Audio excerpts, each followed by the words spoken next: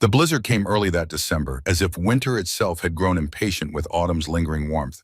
Snow fell in thick, relentless sheets, blanketing the Montana wilderness in silent white. Inside the small cabin perched on Pine Ridge, the fire crackled and hissed, casting long shadows across rough-hewn walls.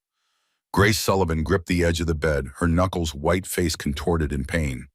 Another contraction tore through her body, and she bit down on her lip to keep from screaming. The taste of copper filled her mouth. "Breathe." Jackson Reed's voice came steady but strained. "Just like I showed you." He moved with practiced efficiency, his large hands surprisingly gentle as they arranged clean linens beneath her. The sleeves of his cotton shirt were rolled to the elbows, revealing forearms corded with muscle and marked by old scars. A sheen of sweat glistened on his brow despite the December chill. Grace sucked in a ragged breath, her eyes finding his. "You promised," she gasped between contractions.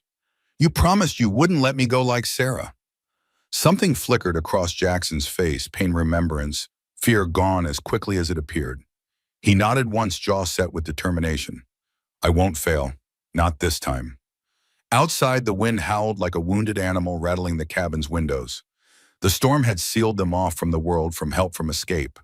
There was only this moment in this room, these two people bound by circumstance and an unspoken promise. Jackson's hands trembled slightly as he checked Grace's progress. Too early. The baby wasn't meant to come for another month. He reached for the medical bag he'd prepared weeks ago, instruments laid out with military precision. "The baby's coming fast," he said, voice low and controlled. "I need you to be strong now." Grace's eyes, amber in the firelight, locked onto his. For a moment, neither spoke. In that silence lay months of shared solitude, of slow building trust, of wounds slowly healing. "I am strong," she whispered. Then another contraction hit, and her world narrowed to pain and pressure, and the desperate need to bring her child safely into the world.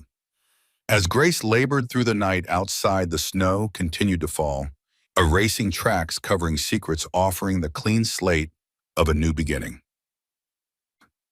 3 months earlier, the White Ridge station wasn't much to look at, a weather-beaten platform, a small office with smoke curling from its chimney, and a single bench where Grace Sullivan sat alone. Her valise rested by her feet, her woolen coat pulled tight around her middle, though it did little to disguise the curve of her belly. 6 months pregnant and abandoned. Again. The late September wind cut through her clothing, carrying the first hint of the winter to come. Grace didn't cry. She had spent her tears in private places, in the dark corners of rented rooms in the still hours before dawn. Now she simply waited, though, for what she wasn't entirely sure. Edward Fleming had been charming, handsome, full of stories about gold in the Montana hills, and promises of a new life together. He'd taken her hand in his, sworn he'd care for her, always looked at her as though she were precious. For a woman of 38 with the past she was desperate to escape his attention had been intoxicating. Until the moment his hand had brushed against the swell of her stomach on the train, and his expression had shifted from confusion to calculation to cold dismissal. 38 and breeding. He'd laughed, the sound brittle as frozen twigs. "You should have told me, Grace." Then he was gone, stepping off at White Ridge with her trunk, leaving her with only the clothes she wore and the small valise she'd kept at her side. He hadn't even looked back. The station master, a thin man with rheumy eyes, had regarded her with something between pity and suspicion before retreating to his office.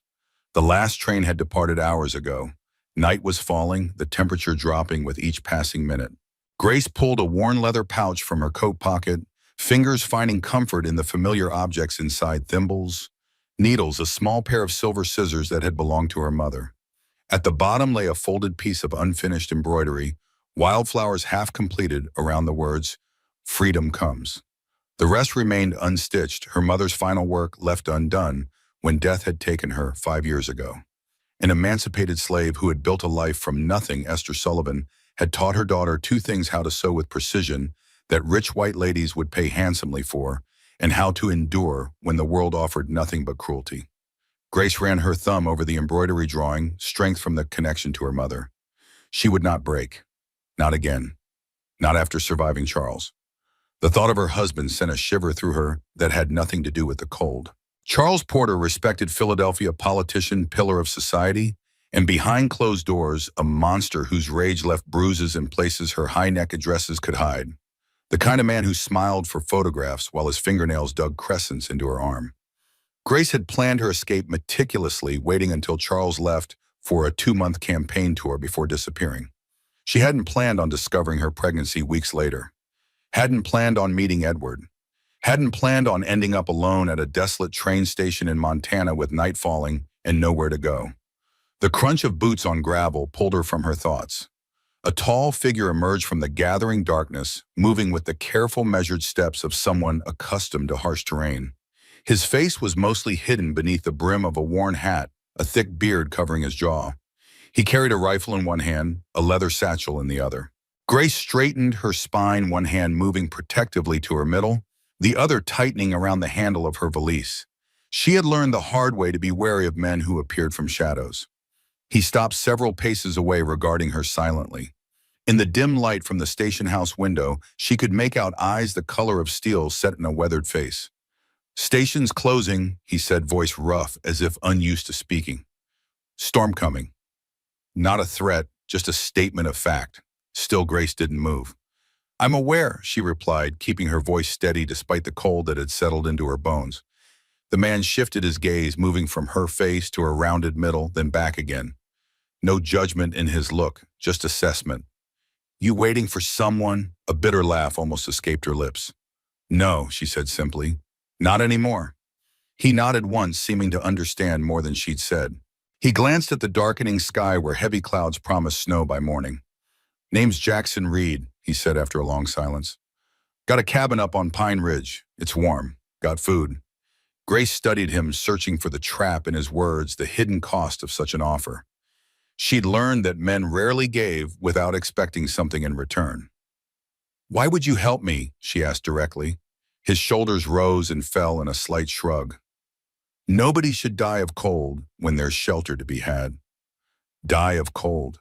The words hung between them, stark and honest. That was the reality she faced if she remained at the station through the night. Her hand moved again to her belly, feeling the slight flutter of movement beneath her palm. The station door opened, and the thin station master peered out. "Mr. Reed," he called, "got your medicine order. Best get back before the weather turns." Jackson raised a hand in acknowledgement, but kept his eyes on Grace. "I don't need charity," she said quietly. "Didn't offer any," he replied. "Just shelter and a meal." Grace weighed her options, which were painfully few. Stay and risk freezing, or go with this stranger who might be dangerous in ways she couldn't yet see. But something in his steady gaze and the careful distance he maintained suggested he understood boundaries. And she had her small knife tucked in her boot, a precaution she'd taken to carrying during her marriage. "All right," she said, finally rising to her feet with as much dignity as her aching back allowed. Jackson nodded once, then turned toward the station master to collect his package. Grace gathered her valise, arranging her scarf more securely around her neck. When Jackson returned, he didn't offer to take her bag, seeming to understand she needed to keep her possessions close. "It's an hour's ride," he said, leading her toward a sturdy wagon hitched to a patient-looking mule. "Road gets rough." They traveled in silence as darkness fell completely. The wagon jostled over the uneven trail, each bump sending a jolt of discomfort through Grace's tired body. She gripped the wooden seat, focusing on the rhythm of the mule's steady gait rather than the pain in her lower back or the hunger gnawing at her stomach. Jackson kept his eyes on the trail, occasionally glancing at the sky, where the first few snowflakes had begun to fall. His profile in the gathering darkness was sharp, unreadable. Not once did he attempt small talk or ask the questions that surely lingered: who she was, why she was alone, whose child she carried. The silence between them was neither comfortable nor uncomfortable. It simply was. The trail began to climb, winding through dense pine forest. The air grew colder, the wind sharper. Grace pulled her coat tighter, suppressing a shiver. Without a word, Jackson reached behind the seat and pulled out a thick woolen blanket, offering it to her without taking his eyes from the trail. Grace hesitated only a moment before accepting, wrapping it around her shoulders, grateful for its weight and warmth. Finally, the wagon crested a ridge, and a small cabin came into view. It stood alone against the night sky, a single window glowing with lamplight. Smoke curled from the stone chimney, disappearing into the darkness. Simple, solid, isolated. Jackson brought the wagon to a stop and set the brake before climbing down. This time he did offer his hand to help Grace descend, his grip firm, but not controlling, released the moment her feet touched the ground. "Watch your step," he said, lifting a lantern to illuminate the path to the cabin door. "Gets icy here." The cabin's interior was surprisingly orderly. A fire burned low in the stone hearth, casting a warm glow over the single room. A table and two chairs stood in the center, a narrow bed tucked against one wall. Shelves lined another wall filled with books, drawers and containers arranged with precise care. A desk in the corner held papers and what looked like medical instruments. "You're a doctor," Grace asked, the first question she'd posed since agreeing to come. Jackson set down his rifle and satchel, removing his hat to reveal dark hair streaked with gray at the temples. "Was," he replied, moving to stoke the fire. "Not anymore." Grace remained near the door, still wrapped in the blanket, assessing her surroundings. The cabin was clean, well-maintained. No signs of squalor or neglect that might suggest dangerous habits. No empty bottles, no evidence of vices. Jackson gestured to a chair by the fire. "Sit, you're cold." It wasn't a command, but an observation. Grace moved to the chair, grateful to be off her feet. The warmth of the fire began to seep into her bones, making her realize just how cold she had been. "Hungry?" he asked, moving to a small kitchen area. "Yes," she admitted. No point in false pride when her stomach might betray her with an audible growl at any moment. Jackson nodded and set about preparing a simple meal, beans, dried meat reconstituted in a savory broth, and cornbread that he warmed by the fire. He worked methodically, his movements economical, like a man accustomed to caring for himself. When he set the food before her, it was without ceremony or expectation of gratitude. Grace ate slowly, savoring each bite, watching as Jackson took his own meal to the desk, rather than joining her at the table. He gave her space, privacy in their shared confinement. As she ate, her gaze wandered the cabin, taking in details. A shelf near the bed held a few personal items, a carved wooden box, a tarnished pocket watch, a small framed photograph she couldn't make out from where she sat. Beside it, a leather-bound book that looked like a journal, its spine cracked from frequent use. On the opposite wall hung drying herbs and what appeared to be medical supplies, clean bandages, bottles of tinctures, instruments kept in meticulous order. This was the home of a man who valued precision and control. "You can take the bed," Jackson said, burrowing amongst the long silence. "I'll sleep by the fire." Grace set down her spoon, meeting his gaze directly. "Why are you helping me?" Jackson considered her question, his expression unreadable. "Told you, nobody should freeze when there's shelter." "And tomorrow," she pressed. "Tomorrow's not here yet," he replied simply. "Storm's coming. Roads will be bad for a few days. After that," he shrugged. "Your choice." Grace studied him, trying to discern his motivations. Men in her experience always wanted something. Charles had wanted control. Edward had wanted her savings and her body without the complication of her pregnancy. "I won't be a burden," she said firmly. "I can cook, clean, mend clothing." Jackson nodded, accepting her need to establish terms.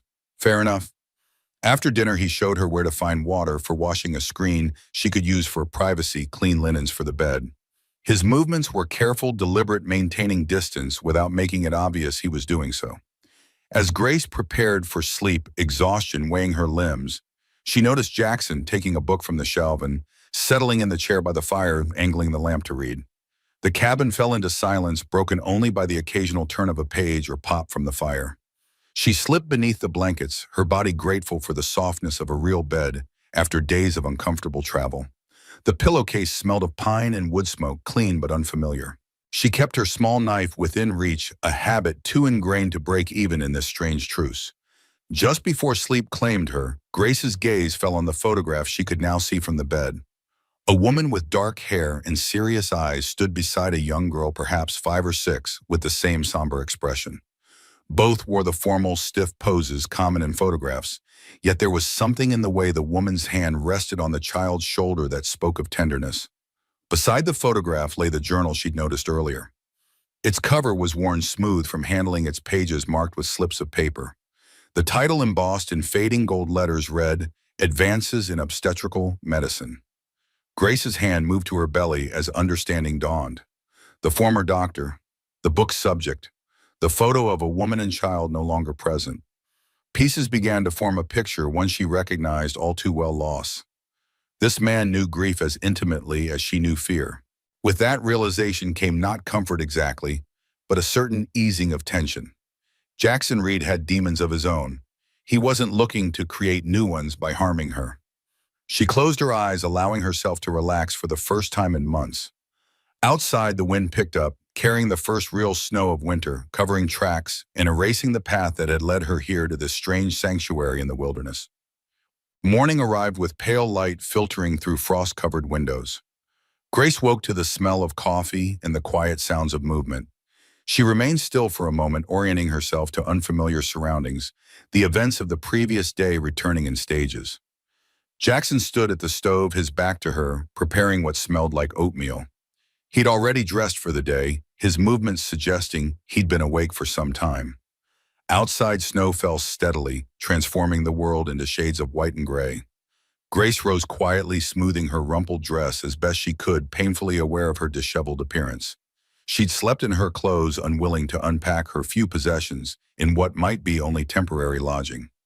Jackson turned at the sound of her movement, acknowledging her with a slight nod. "Coffee's hot," he said, gesturing to a pot on the stove. "Breakfast soon." "Thank you," she replied, moving to pour herself a cup.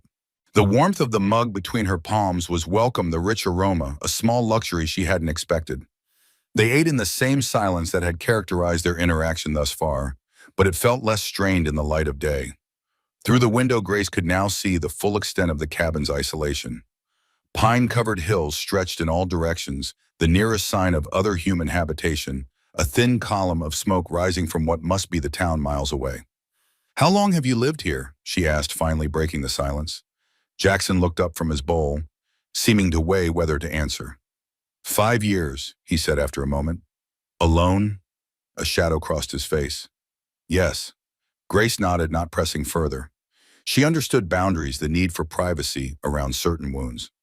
After breakfast, Jackson pulled on his coat and hat. "Need to check the animals, bring in more wood," he explained. "Storm's getting worse. Might be snowed in for a few days." Once he'd gone, Grace took the opportunity to explore the cabin more thoroughly. The single room was roughly 20 feet square, every inch of space utilized with practical efficiency. The kitchen area consisted of the iron stove, a pump for water, and shelves holding basic provisions. A small workbench beneath the window served as both dining table and desk. On the opposite side, a trunk at the foot of the bed likely contained clothing and personal items. Above it, the shelf she'd noticed the night before held not only the photograph and journal, but also a collection of small, carved wooden animals. A deer, a bear, and eagle, each rendered with surprising artistry. Her attention returned to the medical text. Carefully, she lifted it from the shelf, noting how it fell open naturally to a heavily annotated section on puerperal fever, childbed fever. The margins were filled with notes in a precise slanting script, some passages underlined heavily, others marked with question marks or cross-references to other texts. A loose paper slipped from between the pages, falling to the floor.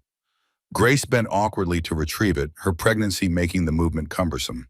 It was a letter, the paper creased and worn as if read many times to read. "The Board of Medical Directors regrets to inform you that your request for reinstatement has been denied. While we acknowledge your distinguished service as a military surgeon and your previous contributions to Boston Medical College, the circumstances surrounding the deaths of multiple patients under your care during the fever outbreak of 1880, including that of your wife Sarah Reed, render your return to practice inadvisable. Your research proposals regarding antiseptic practices in obstetrical medicine have been forwarded to the appropriate committee, though we must caution that your theories regarding hand washing and instrument sterilization as preventative measures remain controversial at best. We suggest you consider retirement from medical practice as the most honorable course. The loss of your wife and daughter was indeed tragic, but your continued insistence that your colleagues' practices were responsible reflects poorly on the profession. Respectfully, Dr. William Harrison, Chairman, Board of Medical Directors, Boston Medical College." Grace carefully refolded the letter, her heart beating faster. The pieces fit together now.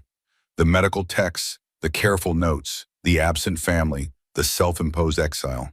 Jackson Reed had lost everything: his family, his profession, his reputation, and had retreated to this remote place to nurse his wounds. She returned the letter to the book and placed it exactly as she'd found it, unsettled by this glimpse into her host's private pain. It felt like trespassing, yet it also offered context she needed. This man was not dangerous in the way she had feared, but he carried wounds that had never properly healed. The door opened, bringing a gust of cold air, and Jackson himself, arms laden with firewood. Grace moved quickly away from the shelf, busying herself with washing the breakfast dishes. If Jackson noticed her discomfort, he gave no sign. He stacked the wood beside the hearth, shook the snow from his coat, and hung it by the door. "Storm's getting worse," he said, moving to the stove to warm his hands. "Might last a few days." Grace nodded, uncertain what this meant for her immediate future. "Is there anything I can do to help? With chores, I mean?"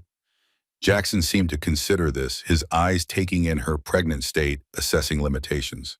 "Could use some mending if you're offering," he said finally. "Got shirts need patching." It was a kindness she realized giving her a way to contribute that used her skills without taxing her physically. "I'd be glad to," she replied. "It's my trade, actually. I was a seamstress in Philadelphia." He nodded, moving to the trunk at the foot of the bed and extracting several worn shirts with tears at the elbows and seams. "Thread and needles in that box," he said, indicating a small wooden container on the shelf. Grace settled herself in the chair by the fire, grateful for the warmth and the familiar comfort of work. The sewing box contained quality materials: steel needles, strong thread, sharp scissors.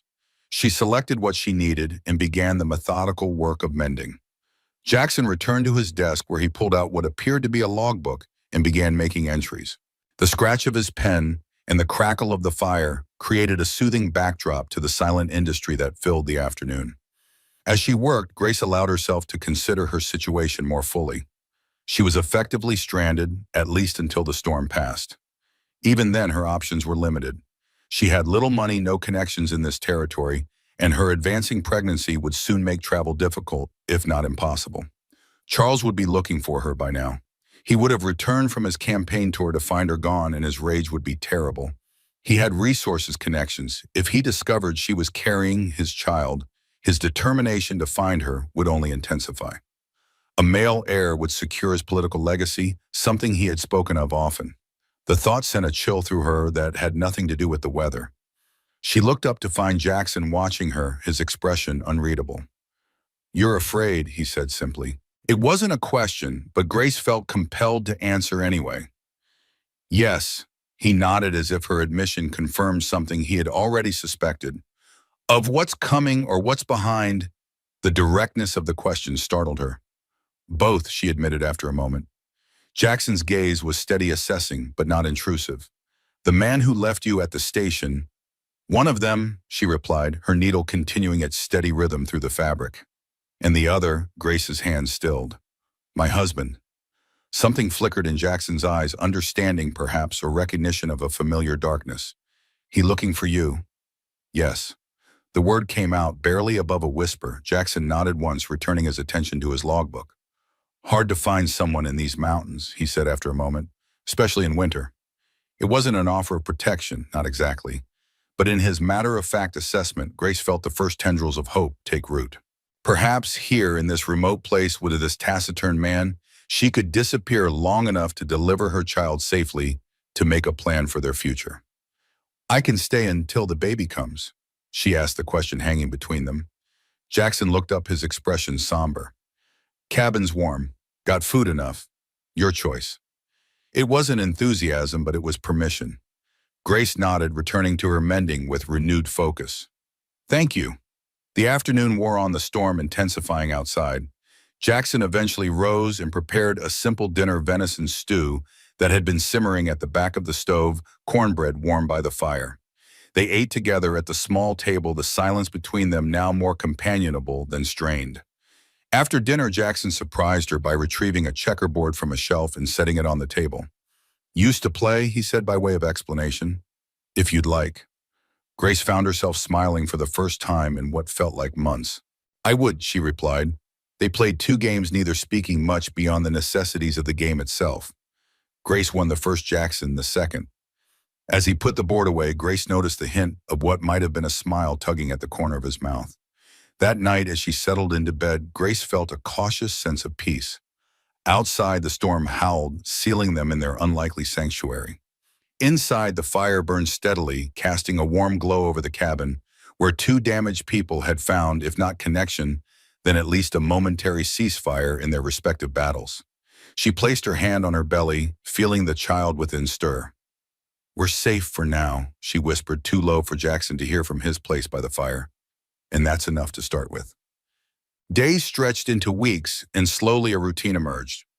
Jackson rose before dawn, tended to the animals, a mule, 2 goats, and a small flock of chickens, housed in a sturdy lean-to behind the cabin, and brought in firewood. Grace prepared breakfast, then spent her mornings cleaning or mending, while Jackson worked at his desk or ventured out to check traps he'd set in the surrounding forest. Afternoons were for quiet industry, Jackson whittling new wooden figures or maintaining his tools, Grace working on an old quilt she'd found in the trunk, patching it with scraps of fabric Jackson had said she was welcome to use. Evenings brought shared meals, occasional games of checkers, and the companionable silence of 2 people reading by firelight. They spoke little of their past, though pieces emerged in fragments. Jackson had served as a surgeon during the war, had practiced in Boston afterward. Grace had grown up in Philadelphia, the daughter of a freed slave who had built a reputation as a skilled seamstress. Neither mentioned the wounds that had driven them to this remote place, but understanding grew between them nonetheless. The first real change came 3 weeks after Grace's arrival. She had been airing blankets on the march, taking advantage of a rare sunny day, when she spotted a figure approaching on horseback. Her heart raced. Had Charles found her already? But Jackson, chopping wood nearby, seemed unconcerned. "Margaret," he explained, setting down his axe, "comes by sometimes. She's the midwife from town." The woman who dismounted was older than Grace had expected, perhaps 70, with silver hair pulled back in a severe bun and sharp blue eyes that missed nothing. She carried a basket covered with a cloth and moved with the confident stride of someone half her age. "Jackson," she greeted with a nod, then turned her penetrating gaze to Grace. "And you must be the young woman Tommy at the station mentioned." Grace straightened her spine, meeting the older woman's gaze directly. "Grace Sullivan." She introduced herself, deliberately using her mother's surname rather than her husband's. Margaret's eyes moved to Grace's swollen belly, then back to her face assessment, clear in her expression. "Margaret Fletcher," she replied. "I bring supplies from town, tend to what doctoring needs doing around these parts." She handed the basket to Jackson. "Brought your medicines, some mail, and news." Jackson accepted the basket with a nod of thanks, then gestured to the cabin. "Come in out of the cold." Inside, Margaret settled at the table with the ease of someone familiar with the space. Jackson poured coffee while Grace set out the cornbread she'd baked that morning. "So," Margaret said once they were seated, her gaze direct, "how far along are you?" "About 6 months," Grace replied. "The baby should come in early December." Margaret nodded. "Mind if I examine? You've been delivering babies in this territory for 40 years.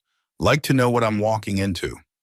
Grace hesitated, glancing at Jackson, who had moved to the far side of the cabin to sort through the contents of Margaret's basket. "He's a doctor," Margaret said, following her gaze. "Or was, but I understand if you'd prefer privacy." "No," Grace said after a moment. "It's fine." She had read enough in Jackson's medical books to know that male doctors regularly attended births in cities, though midwives were more common in rural areas. Jackson glanced up. "I'll check the animals," he said, reaching for his coat. Once he'd gone, Margaret's examination was brisk but thorough. Her hands, though gnarled with age, were gentle as they palpated Grace's abdomen, checking the baby's position. "Healthy size," she commented. "Strong heartbeat." She helped Grace readjust her clothing. "You've been taking care of yourself, eating well." "Yes," Grace replied. "Jackson makes sure of it." Something like approval flickered across Margaret's weathered face. "Good, he knows what's needed even if he doesn't practice anymore."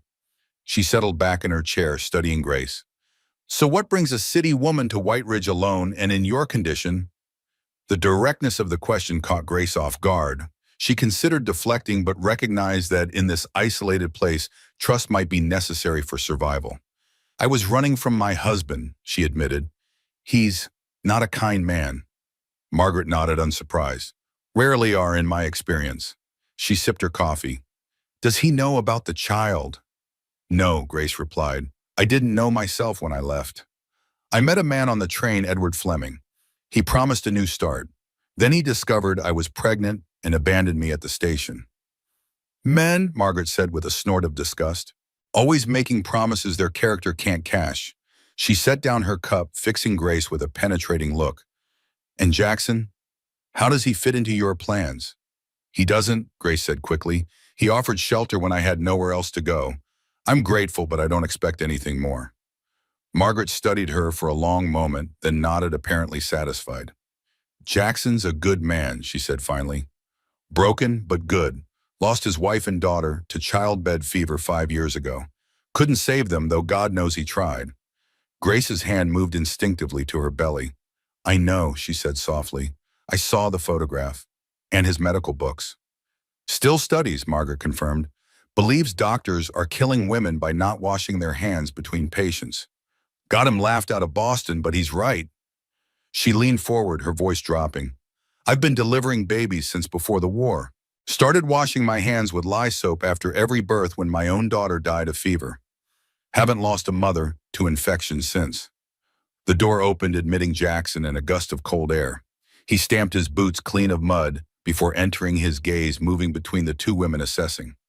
Everything all right? He asked, his question directed at neither of them in particular.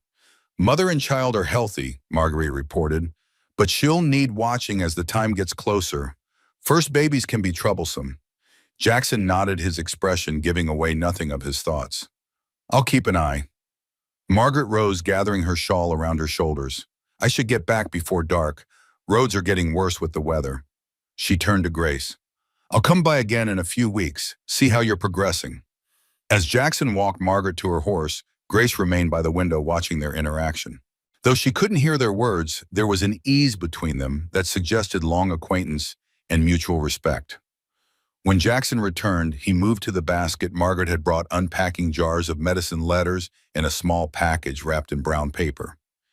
She's direct, Grace commented. Jackson's mouth quirked in what might have been a smile. Margaret doesn't believe in wasting words. She told me about your wife and daughter, Grace said after a moment.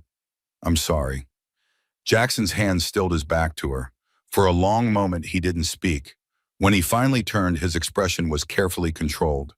Sarah, he said, the name sounding rough, as if rarely spoken aloud. And Emma. He cleared his throat. Fever took them 5 days after Emma was born. Grace recognized the cost of each word, the effort it took to release them into the air. You tried to save them.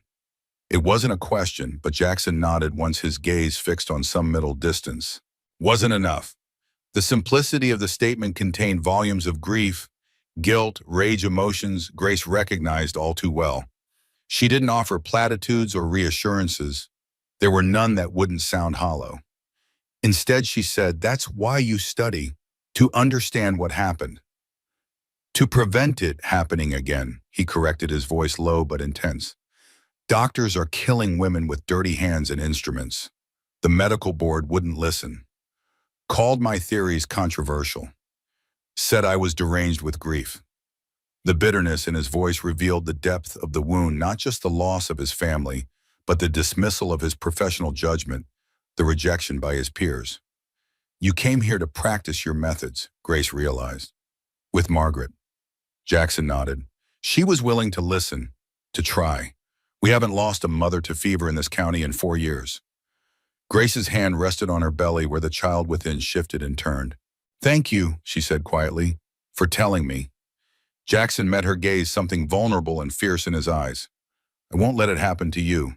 He said the words of promise and a defiance all at once. Not if I can help it.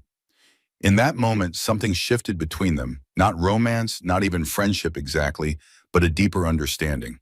They were both running from ghosts, both seeking redemption in their own ways. And perhaps in this unlikely place they might find a measure of peace together. The package Margaret had brought remained on the table, still wrapped. Jackson pushed it toward Grace. For you, he said, Margaret's idea. Surprised, Grace untied the string and unwrapped the paper to reveal a length of soft blue fabric perfect for making baby clothes. Beneath it lay a small cake of lavender soap and a jar of what appeared to be salve for stretched skin. She thought you might need these, Jackson explained, a hint of awkwardness in his posture. Said a woman in your condition should have comforts. Grace ran her fingers over the fabric, throat tight with unexpected emotion. It had been so long since anyone had shown her such thoughtfulness. Please thank her for me, she managed. It's very kind. Jackson nodded, then turned away to stoke the fire, allowing her a moment to compose herself. As the evening settled around them, Grace felt something unfamiliar take root in her heart. Not quite hope, but perhaps its precursors, the possibility that here in this remote cabin with this wounded man, she might find not just safety, but something like belonging. October melted into November, the days growing shorter, the nights colder. Snow fell more frequently, transforming the landscape into a crystalline wilderness. Grace's body changed too, her belly growing rounder, her movements more careful. The baby was active now, kicking and turning at all hours, making its presence impossible to ignore. Jackson watched these changes with a physician's eye, noting her diet, ensuring she rested, preparing herbal teas for the backaches and swollen ankles that troubled her. His care was professional, respectful, never crossing boundaries, always maintaining the careful distance that had characterized their relationship from the beginning. Yet other changes, more subtle, had begun to emerge. Jackson spoke more, sharing stories from his time as a military surgeon, explaining medical concepts as he worked. Grace found herself laughing occasionally at his dry observations, sharing memories of her mother's seamstress shop, the fine ladies who had come for fittings and gossip. Margaret visited twice more, checking Grace's progress, bringing supplies and news from town. After her second visit, she pulled Jackson aside, their conversation too low for Grace to hear. Later, Grace found him at his desk, reviewing his medical texts with renewed intensity, making notes in the margins. "Everything all right?" she asked, setting a cup of tea beside him. Jackson looked up, his expression grave. "Baby's big," he said. "Margaret's concerned about the delivery." Fear fluttered in Grace's chest. "Is something wrong?" "Not wrong," he clarified. "Just need to be prepared. First babies can be difficult." He hesitated, then added, "Sarah was in labor for 20 hours with Emma." It was the most personal detail he'd shared about his late wife, offered as both warning and reassurance. Grace nodded, understanding the weight of the comparison. "I'm stronger than I look," she said, meeting his gaze steadily. Something like respect flickered in his eyes. "I know." That night, Grace dreamed of Charles. He stood in the cabin doorway, snow swirling behind him, his face twisted with the cold rage she knew too well. "Did you think you could hide from me?" he asked, stepping inside, closing the door behind him. "Did you think I wouldn't find you?" She tried to run, but her swollen belly made her clumsy, slow. Charles caught her arm, fingers digging into flesh with familiar cruelty. "You and the child belong to me," he hissed. "I'll never let you go." Grace woke with a strangled cry, heart pounding, sweat cold on her skin, despite the warmth of the cabin. It took her several moments to orient herself, to remember where she was, that she was safe. A shadow moved beside the bed. Jackson, concern etched in the lines of his face, a lantern held low to avoid blinding her. "Nightmare?" he asked quietly. She nodded, unable to speak past the knot of fear in her throat. Jackson set the lantern on the bedside table and retreated to his chair by the fire, giving her space. He didn't ask questions, didn't offer empty comfort. He simply remained present, a silent sentinel against the darkness. As her breathing steadied, Grace found her voice. "It was Charles," she said, the name bitter on her tongue. "My husband." Jackson remained still, listening. "He's a politician in Philadelphia." She continued, the words spilling out now that the dam had broken. "Respected, admired. A monster behind closed doors." Her hand moved to her belly, protective. "If he finds out about the baby, he'll never stop looking for us. He'll take the child and discard me." "Why?" Jackson asked, the single word weighted with genuine inquiry. "He needs an heir," Grace explained. "For his legacy, his political future. He's always been ambitious." She swallowed hard. "And cruel. He enjoyed hurting me." The fire crackled in the silence that followed her confession. Jackson's expression had hardened, though his voice remained calm when he finally spoke. "He won't find you here," he said with quiet certainty. "Not before the baby comes. After that—" He hesitated. "After that, we'll figure something out." "We," the word hung between them, unexpected and profound. Not a promise of forever, but an acknowledgement that they were in this together, at least for now. Grace nodded, gratitude warming her chest. "Thank you." Jackson rose, moving toward the kitchen area. "Tea," he offered. "Might help you sleep." "Please," she replied, recognizing the gesture for what it was, not just kindness, but respect for her strength in surviving and protecting herself and her child. As he prepared the tea, Grace watched him, this strange, solitary man who had opened his home and perhaps his heart to a pregnant stranger. In another life, they might never have crossed paths. In this one, their shared wounds had created an unlikely bond. The baby kicked a strong movement that made Grace gasp softly. Without thinking, she reached out as Jackson approached with the tea. "Here," she said, taking his hand and placing it on her belly. "Feel." Jackson froze his expression, a complex mix of surprise, hesitation, and something deeper, more vulnerable. For a moment, she thought he might pull away. Then the baby kicked again, and his eyes widened slightly. "Strong," he murmured, a hint of approval in his voice. "Like its mother," Grace replied, a small smile tugging in at her lips.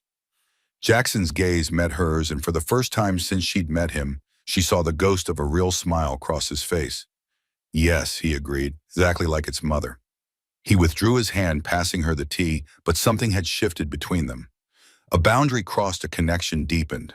As Grace sipped the soothing herbal brew, she felt the lingering warmth of his touch, not just on her skin, but somewhere deeper, in a place she'd thought long frozen by fear and betrayal. Outside, the wind howled through the pines, carrying the first heavy snow of winter.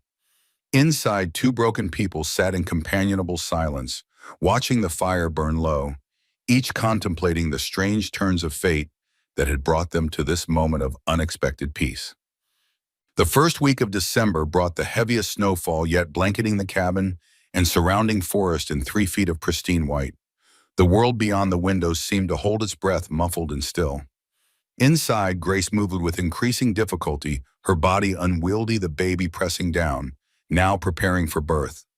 Jackson watched her with growing concern, noting her winces of discomfort, the way she pressed a hand to her lower back when she thought he wasn't looking. According to his calculations and Margaret's assessment, the baby should arrive within the week. But Margaret hadn't visited in 10 days, prevented by the treacherous roads and mounting snow. "You should rest more," he told Grace, as she stubbornly continued to help with meals and light chores. "I'll rest when I need to," she replied, her tone brooking no argument. "Idle hands make for a restless mind." Jackson recognized the steel beneath her words, the same determination that had brought her across the country, away from a monster, in search of safety for her child. He didn't press the issue, but he made sure the path to the outhouse was kept clear, that the cabin remained warm, that she ate well, and drank the teas he prepared to strengthen her for what was to come. In the evenings, they sat by the fire, Grace working on baby clothes fashioned from the blue fabric Margaret had brought Jackson, carving a small wooden cradle from pine he'd harvested and dried months earlier. Neither commented on the domesticity of the scene, on how their initial wariness had transformed into something like partnership. "What will you name it?" Jackson asked one night, his knife moving smoothly over the wood, shaping a decorative edge on the cradle. Grace's hands stilled on the tiny gown she was hemming. "I haven't decided," she admitted. "If it's a boy, perhaps after my father, James." She hesitated. "If it's a girl, I thought maybe Hope." Jackson looked up, something flickering in his eyes. "Good name," he said after a moment. "Means something." "It does."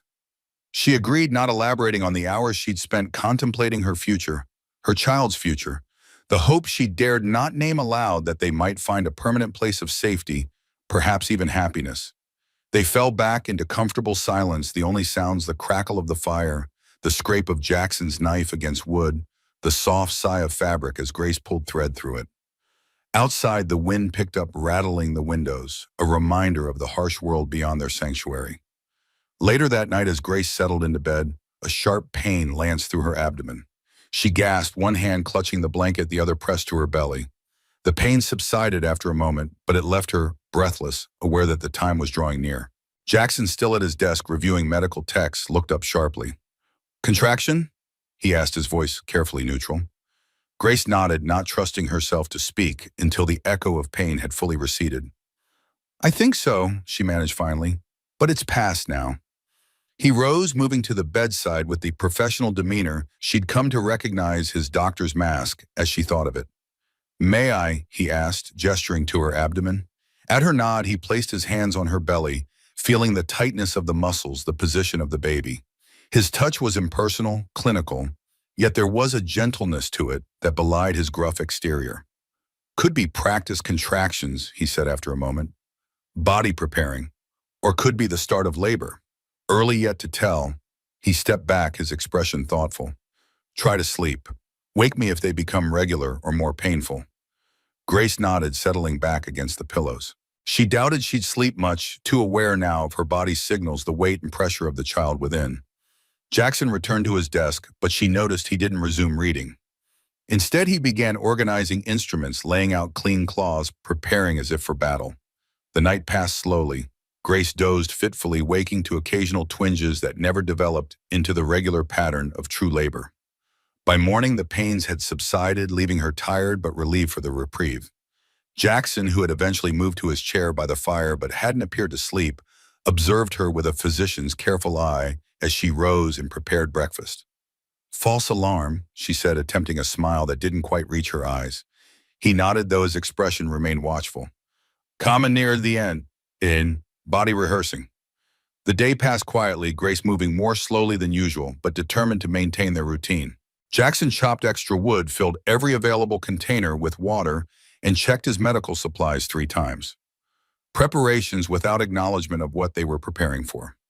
As evening fell, bringing with it another snowstorm, Grace felt a different kind of tension in the air. Jackson stood at the window, staring out at the swirling white, his posture rigid. What is it? She asked, looking up from the mending in her lap. Riders, he replied, his voice tight. Coming up the trail. Grace's heart stuttered. Charles, she whispered, fear a cold knife in her gut. Jackson shook his head. Can't tell. 3 of them. He moved to the door, reaching for his rifle. Stay inside. Before he could step out, hoofbeats sounded in the yard, followed by a voice calling through the storm. Jackson! It's Edward Fleming. I've come for Grace Sullivan. The blood drained from Grace's face. Edward. The man who had abandoned her at the station, who knew her real name, who could lead Charles right to her doorstep. Jackson's expression hardened. Stay here, he repeated, his voice leaving no room for argument. He stepped outside, closing the door firmly behind him. Grace moved to the window, peering through a gap in the curtains. Through the falling snow, she could make out 3 mounted figures. Edward sat atop a bay gelding, his city clothes inadequate for the Montana winter. Beside him, 2 rough-looking men on sturdy mountain ponies, hired muscle by the look of them. Jackson stood on the porch, rifle held low, but ready, his stance relaxed but alert. She couldn't hear the conversation over the wind, but she could see Edward gesturing emphatically, then pointing toward the cabin. Fear curdled in her stomach. Why had Edward returned? What did he want with her now after abandoning her months ago? The answer came in a sudden, terrible flash of understanding. Charles. Edward was working for Charles, had been all along. His initial seduction, the journey west, even the abandonment, all calculated to separate her from her Philadelphia connections, to isolate her until Charles could claim her and the child. Another pain seized her, sharper than before, stealing her breath. Grace clutched the window frame, willing it to pass quickly. This wasn't fear. This was her body beginning the process that would bring her child into the world. Outside, the confrontation continued. Edward dismounted, taking a step toward Jackson, who didn't move. One of the hired men reached toward his belt, where Grace could see the outline of a pistol. No, she whispered, pressing a hand to her mouth. But Jackson remained steady, his posture suggesting he was speaking calmly despite the tension. After a moment, Edward stopped advancing, gesturing more aggressively now. Jackson's head shook once definitive. Grace couldn't bear the uncertainty any longer. Gathering her courage, she opened the door and stepped onto the porch, the cold air biting through her woolen dress. Grace, Edward called, a false smile spreading across his face. Thank God we've found you. Your husband's been frantic with worry. Jackson's head turned slightly, though his eyes remained fixed on the 3 men. Go inside, he said, his voice low but firm. Grace ignored him, drawing herself up to her full height, despite the weight of her belly and the pain beginning to build again. What are you doing here, Edward? She asked, her voice carrying clearly through the still air. Edward's smile faltered. I've come to take you home, of course. Charles has been searching for months. He's in town now with the proper authorities. He gestured to the men beside him. These gentlemen are deputies from the territorial office. It was a lie, Grace could tell by the shifty expressions on the men's weathered faces. Not lawmen, but hired guns, probably from the saloon in town. I am home, she replied steadily, and I'm not going anywhere with you. Edward's expression hardened. Don't be foolish, Grace. Charles is your husband. He has legal rights to you and the child. This arrangement, he gestured dismissively at Jackson and the cabin, is inappropriate and temporary at best. Another contraction gripped her stronger than the last. Grace pressed a hand to the porch railing, fighting to keep her expression neutral until it passed. Jackson noticed. His posture shifted subtly, placing himself more directly between her and the men. She's not going, he stated, his voice like iron, especially not now. Edward's eyes narrowed as he took in Grace's condition more fully. The child is coming, he realized aloud. All the more reason she should be with her husband, not some mountain hermit. My husband, Grace said, her voice cold with fury, is a monster who beat me for years. I will not return to him. I will not allow my child anywhere near him. She stepped forward, one hand protectively over her belly. If you were truly concerned for my welfare, Edward, you wouldn't have abandoned me at that station. Edward had the grace to look uncomfortable, but he recovered quickly. Charles is a respected politician. These allegations are true, Jackson interrupted, his voice quiet but carrying. And you're not taking her anywhere. One of the hired men spat into the snow. Look, we ain't here to argue. The lady's coming with us one way or another. Her husband's paying good money. Jackson's rifle came up slightly, not pointed directly at the men, but no longer casually held. She's not property to be claimed, he said, each word deliberate. She's a free woman making her own choice. Edward's face flushed with anger. This is absurd. She's my Charles's wife. He has rights. Not here, Jackson replied. Not to her, not to the child. The standoff stretched, tension crackling like the electricity before a storm. Then Grace gasped, doubling over as the strongest contraction yet tore through her. Grace, Jackson's voice held concern, though he didn't take his eyes off the three men. It's starting, she managed through gritted teeth. The baby's coming. Edward looked alarmed. All the more reason to get her to town, to proper medical care. Jackson's laugh was short, humorless. In this storm, on horseback, while she's in labor. He shook his head. You'd kill her and the child. The hired men exchanged uncertain glances. This wasn't what they'd signed on for. Look, the older of the two said, we was told to bring a woman back to town. Didn't sign up for no birthing business. Edward rounded on him. You'll do as you're paid to do. Not for all the gold in Montana, the man retorted. My ma died in childbirth. Ain't risking that on my conscience. He turned his horse. Come on, Hank. We're heading back. What about our money? The second man, Hank asked. Half now, half when we bring her in. That was the deal. Edward's face contorted with rage. You can't just leave. Porter will have your hides. The older man spat again. He's welcome to try. He nodded to Jackson. Take care of her, Doc.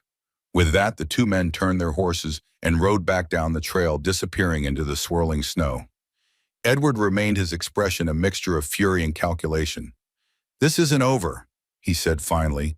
Charles will come himself, and he won't be alone. Jackson's rifle didn't waver. Then he'll find me waiting, he replied simply. Now get off my property. For a moment it seemed Edward might argue further. Then another contraction seized Grace, causing her to cry out despite her best efforts. The sound seemed to decide him. You've made a grave mistake, he said, remounting his horse. Both of you. With that, he wheeled his horse around and galloped after his departing hired men, his figure quickly swallowed by the storm. Jackson waited until he was out of sight before lowering his rifle and turning to Grace, concern etching deep lines around his eyes. Inside, he said gently, supporting her with a strong arm around her waist. Let's get you warm. Grace leaned against him gratefully as they made their way back into the cabin. The pain receded momentarily, allowing her to catch her breath. He'll be back, she said, fear and certainty mingling in her voice. With Charles. Jackson nodded, helping her to the bed. Probably, he agreed, no false reassurance in his tone. But not tonight, not in this storm. He checked the fire, adding another log. And by morning, things will be different. Grace understood his meaning. By morning, the baby would be here. The situation irrevocably changed. She placed a hand on her belly, feeling the child shift and turn, preparing for its journey into the world. I'm afraid, she admitted, the words barely audible. Jackson paused in his preparations, meeting her gaze directly. I know, he said simply, but you're not alone. He hesitated, then added, I promised you'd be safe here. I meant it. In his eyes, Grace saw not just determination, but something deeper, a promise made not from duty or obligation, but from something that had grown between them over these months of shared solitude and quiet understanding. I believe you, she replied softly. Outside, the storm intensified, snow piling against the windows, wind moaning through the pines. Inside, Grace breathed through the next contraction, drawing strength from the knowledge that whatever came next, birth, confrontation, flight, she would face it with this quiet, steadfast man beside her. The night stretched ahead full of pain and promise, danger and hope. Grace closed her eyes, gathering her courage for the battle to come. Her child would be born free, she vowed silently. Free from Charles's cruelty, free from the chains that had bound her for so long. And perhaps in this cabin with this man who had lost everything once before, they might find not just safety, but a future neither of them had dared to imagine. The night unfolded in measured breaths and muffled cries. Grace's labor progressed slowly, each contraction building upon the last, like waves against a shore, gradually wearing away her resistance. Jackson moved around the cabin with quiet efficiency, heating water, preparing clean linens, arranging his instruments with the precision of a man who understood that order might be the only barrier between life and death. Outside, the storm raged, snow piling in drifts against the cabin walls, wind finding every crack and crevice to whistle through. Inside, a different kind of storm brewed, one of pain and anticipation, fear and determination. Try to rest between, Jackson advised, his voice steady as he checked Grace's pulse. Save your strength. Grace nodded, too focused on breathing to speak. Sweat dampened her hair, plastering it to her forehead, despite the winter chill that seeped through the cabin's walls. When the next contraction eased, she let her head fall back against the pillows. Jackson had arranged, her eyes seeking his. They'll come back, she said, the words barely above a whisper. Charles won't give up. Jackson's expression remained impassive, but something hardened in his eyes. Let them come, he replied, his tone matter-of-fact rather than boastful. We'll deal with that when it happens. Right now, this is what matters. He nodded toward her belly where their shared focus lay. Another contraction seized her, stronger than the last. Grace clutched the sheets, a low moan escaping, despite her efforts to remain silent. Jackson's hand found hers, strong and calloused, offering something to grip against the pain. She took it without hesitation, past the point of pride or reservation. Good, he murmured, as the contraction peaked, then gradually subsided. You're doing well. The night deepened around them, the cabin's interior, a world of its own, lit by lantern light that cast long shadows across rough-hewn walls. Jackson checked his pocket watch periodically, making notes in a small leather journal, tracking the progression with clinical detachment. But when he thought Grace wasn't looking, concern creased his brow, his eyes lingering on her face with an expression that went beyond professional interest. After several hours, he helped her walk slowly around the cabin, supporting her weight. When contractions came, explaining in his quiet way that movement might help speed things along. Grace leaned on his strength, gratefully, past caring about propriety or boundaries. In this moment, they were united in a common purpose, bringing her child safely into the world. During a brief respite between pains, Grace found herself studying Jackson's face, the lines etched around his eyes, the flecks of gray in his beard, the careful concentration in his gaze. A face that had seen war and loss, that had closed itself off from the world, yet somehow had opened enough to let her in. You've done this before. She said, not a question, but an observation. Jackson nodded, helping her back to the bed as another contraction approached. Army surgeon, he replied. Field hospitals during the war. Then Boston. A shadow crossed his face. And with Sarah. The mention of his wife hung in the air between them, a ghost given form through speech. Grace understood what remained unsaid, that this moment carried echoes of his greatest loss, his deepest failure. You won't fail this time, she said with quiet certainty, meeting his gaze directly. Something flickered in his eyes, surprise perhaps at her perception or gratitude for her faith. He didn't respond verbally, but his hand tightened briefly around hers, an acknowledgement that needed no words. As midnight came and went, Grace's labor intensified.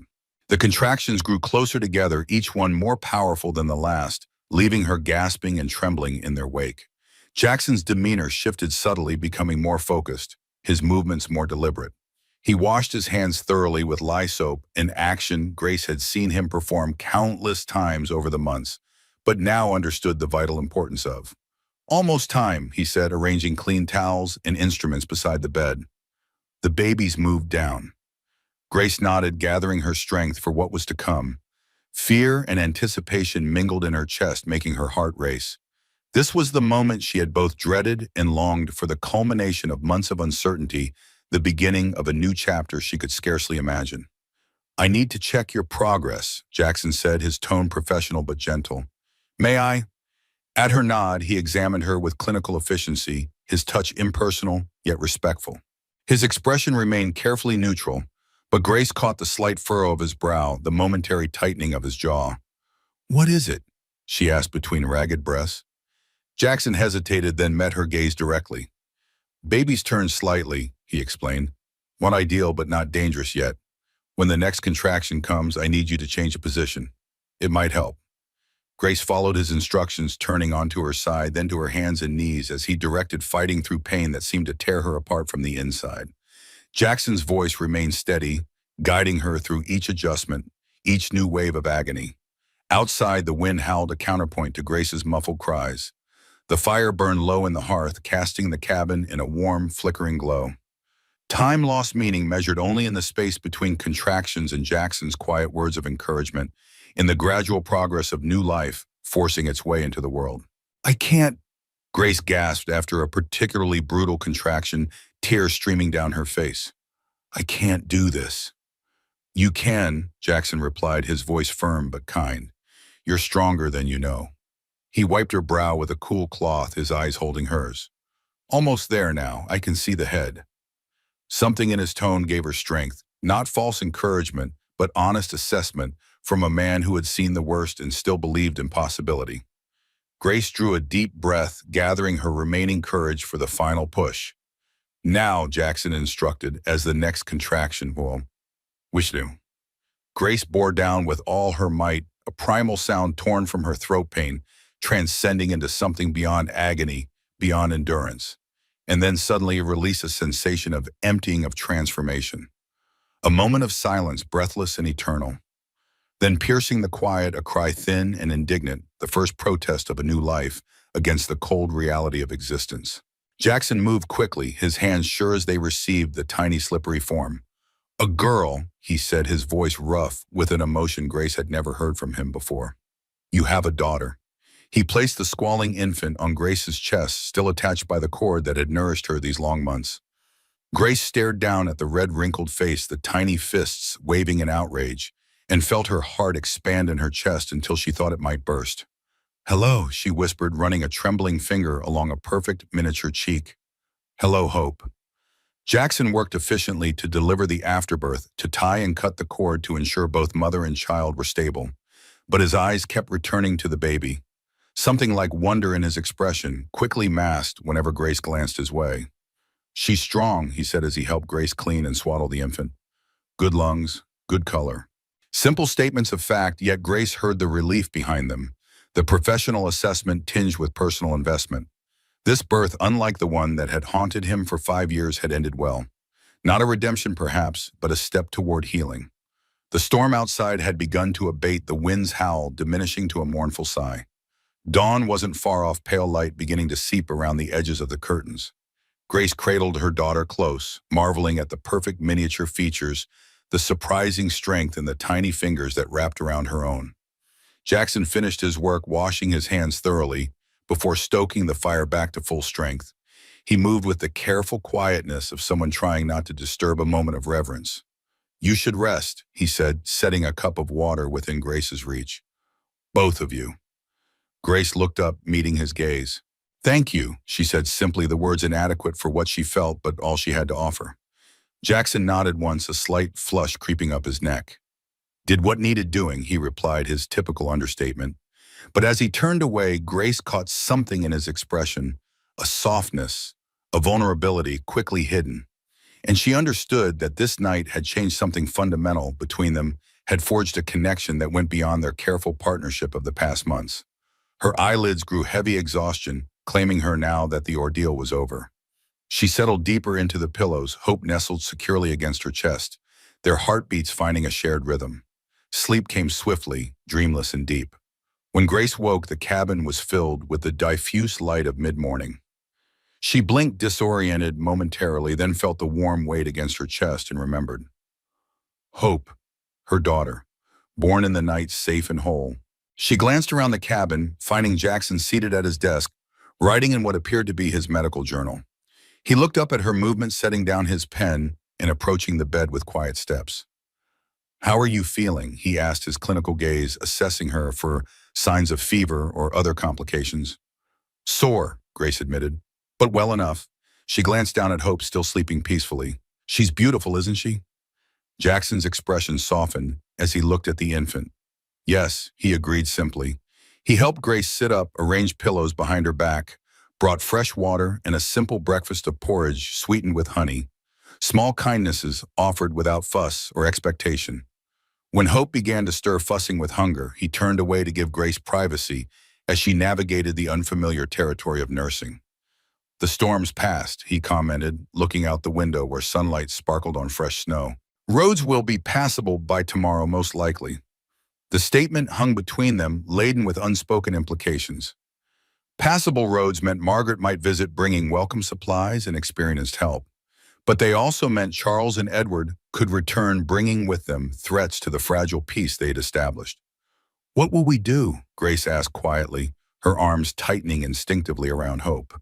Jackson turned back to face her, his expression somber but determined. Whatever's necessary, he replied. It wasn't a detailed plan, but the quiet certainty in his voice offered more comfort than elaborate strategies might have. The day passed in a haze of new routines, both Grace and Jackson adjusting to the presence that had transformed their quiet existence. Hope nursed, slept, cried, each action a discovery, each need a puzzle to be solved. Jackson observed with the attention of a physician, offering suggestions when asked, but otherwise allowing Grace to find her own way as a mother. As evening approached, bringing with it the early darkness of winter, Jackson sat at the table, cleaning his rifle with methodical care. The sight sent a chill through Grace, a reminder of the threat that lingered beyond their door. Do you think they'll really come? She asked, her voice low, to avoid waking Hope, who slept in a small wooden cradle Jackson had placed near the bed. Jackson's hands didn't pause in their work. Yes, he said simply. A man like your husband doesn't give up easily. He glanced up, meeting her gaze. But neither do I. The quiet conviction in his voice steadied her, as did the knowledge that this taciturn man who chose his words with such care had placed himself firmly on her side. Whatever came next, she would not face it alone. Night fell, bringing with it a stillness that seemed almost unnatural after the previous day's storm. Grace slept fitfully, waking to tend to Hope's needs, each time scanning the cabin in the dim light, reassured by the sight of Jackson in his chair, by the fire rifle across his knees, keeping watch. Morning arrived without incident, sunlight streaming through the windows, reflecting blindingly off the pristine snow outside. Jackson prepared breakfast, then bundled up to check on the animals and bring in more firewood. Grace sat in the chair by the fire, Hope cradled in her arms, allowing herself a moment of peace, of simple gratitude for this small, perfect life she held. The sound of approaching hoofbeats shattered the quiet. Grace's heart leapt to her throat, fear sending a surge of adrenaline through her weary body. She rose, moving quickly to the window, peering through the curtain. Relief washed over her at the sight of Margaret Fletcher dismounting from her sturdy pony. The older woman trudged through the snow toward the cabin, carrying her familiar basket of supplies. Behind her, a second rider remained, mounted, a Native American man Grace didn't recognize, wrapped in a colorful blanket against the cold. Jackson emerged from the woodshed, greeting Margaret with a nod, before turning to exchange words with the second visitor. Their conversation was brief, the man gesturing toward the trail that led back to town, Jackson listening intently before nodding his thanks. When they entered the cabin, Margaret had immediately crossed to Grace, her weathered face breaking into a rare smile at the sight of Hope. Well done, she said, examining the infant with experienced eyes. Strong girl you've got there. Grace smiled, pride warming her chest. She is that. Margaret turned to Jackson, who was hanging his coat by the door. And did you remember everything I taught you? A ghost of a smile touched his lips. Everything, he confirmed. Mother and child both well. Margaret nodded, satisfied. Good. She set her basket on the table, unpacking herbs, clean bandages, and a jar of what looked like salve. Now let me check you both properly. While Margaret examined Grace and the baby, Jackson spoke quietly with the Native American man who had introduced himself as Thomas Running Elk, a Blackfoot scout who sometimes carried messages between settlements during the winter months. Their conversation was too low for Grace to hear clearly, but she caught fragments in town, asking questions. Tomorrow, maybe. Her stomach tightened with apprehension. Charles, it had to be. When Thomas departed and Margaret had finished her examination, pronouncing both mother and child healthy, Jackson shared what he had learned. Charles Porter arrived in White Ridge 2 days ago, he said, his voice deliberately even, with papers claiming his wife has been abducted, demanding assistance from local authorities. Grace's arms tightened around Hope. They won't help him, will they? Margaret snorted derisively. Sheriff Miller's no fool. He knows the difference between a concerned husband and a man with darker motives. She fixed Grace with a penetrating look. But the law is complicated when it comes to wives and children. Your husband has certain rights. Not to hurt her. Jackson said, the words clipped definitive. Not to force her. Margaret nodded in agreement. No decent man would argue otherwise. But Porter has money influence, and there are always those willing to look the other way for the right price. What can we do? Grace asked, fear threatening to overwhelm her hard-won calm. Margaret and Jackson exchanged a look, some unspoken communication passing between them. There are options, Margaret said carefully. Ways to disappear if needed. I have connections, people who help women in situations like yours. An underground railroad of sorts, Jackson elaborated. For wives escaping dangerous husbands. Hope stirred in Grace's arms, whimpering softly. Grace soothed her automatically, her mind racing with the implications of what they were suggesting. Disappearing, starting yet again in some new place with a new identity. The prospect was simultaneously terrifying and liberating. But that's not the only option. Margaret continued, watching Grace's face closely. Sometimes the best defense is standing your ground, especially when you have allies. Jackson moved to the window, gazing out at the snow-covered landscape. Porter doesn't know these mountains, he said quietly. Doesn't understand the people here. That gives us an advantage. What are you suggesting? Grace asked, looking between them. A reckoning, Margaret replied, her weathered face solemn. Some men only understand strength. Perhaps it's time your husband faced someone he can't intimidate or buy off. The idea settled in Grace's mind, not running, not hiding, but confronting the monster who had haunted her steps. It was both terrifying and strangely appealing, the thought of finally standing before Charles without fear, with Jackson and Margaret beside her. Vaughn. I don't want violence, she said softly, looking down at Hope's innocent face. Not for her sake. Sometimes words are enough, Jackson replied, turning back from the window. When backed by resolve and truth. Margaret nodded in agreement. Truth has power, especially against men who build their lives on lies. She began repacking her basket, movements brisk and efficient. I should return to town, keep an eye on things. Thomas will bring word if Porter makes a move. Before she left, Margaret pulled Grace aside, her voice dropping to ensure Jackson couldn't hear. That man, she said, nodding toward Jackson, has carried his grief like a stone these 5 years. Never seen him look at anyone the way he looks at you and that child when you're not watching. She squeezed Grace's hand. Whatever you decide, remember that. You're not alone anymore. With that cryptic observation, she departed, leaving Grace to ponder her words as she settled back in the chair by the fire, Hope nursing contentedly in her arms. Jackson busied himself with chores, seemingly determined to maintain their routine despite the sword hanging over their heads. But Grace noticed the way he checked the rifle more frequently, how he split extra wood for the fire, how his gaze continually returned to the window, scanning the horizon for approaching riders. As evening approached, Grace found herself drawn to the small leather pouch she'd carried since Philadelphia. From it, she extracted the unfinished embroidery her mother had begun, wildflowers surrounding the incomplete phrase, "Freedom comes." With Hope sleeping peacefully in her cradle, Grace sat by the lantern, light needle in hand, contemplating the blank space where the rest of her mother's message should have been. What had Esther Sullivan intended to stitch there? What wisdom had she meant to leave behind? Jackson, noticing her contemplation, approached quietly. Your mother's, he asked, nodding toward the embroidery. Grace nodded. She started it before she died. Never told me what the rest was supposed to say. She ran her fingers over the delicate stitches, feeling a connection across time and space to the woman who had taught her strength. I've been carrying it, thinking someday I'd know how to finish it. Jackson studied the piece, his expression thoughtful. What do you think it should say? Grace considered the question, rolling possible endings through her mind. Freedom comes with courage, perhaps, or sacrifice. She sighed softly. Or maybe just freedom comes when you stop running. Something flickered in Jackson's eyes, recognition, understanding. Your mother sounds like a wise woman. She was, Grace agreed, a sad smile touching her lips. She survived slavery, built a life from nothing, raised me alone after my father died. Her hands stilled on the fabric. She taught me to endure. But I think she would have wanted more for me than just endurance. Jackson nodded slowly. There's a difference, he said, his voice low and contemplative, between surviving and living. A shadow crossed his face, and Grace knew he was thinking of his own existence these past 5 years, surviving, but not truly living. The moments stretched between them, heavy with unspoken understanding. Then hope stirred, breaking the spell. Grace set aside the embroidery to tend to her daughter, and Jackson returned to his vigil by the window, each lost in their own thoughts about survival, freedom, and the cost of both. Night fell, bringing with it a tense quiet.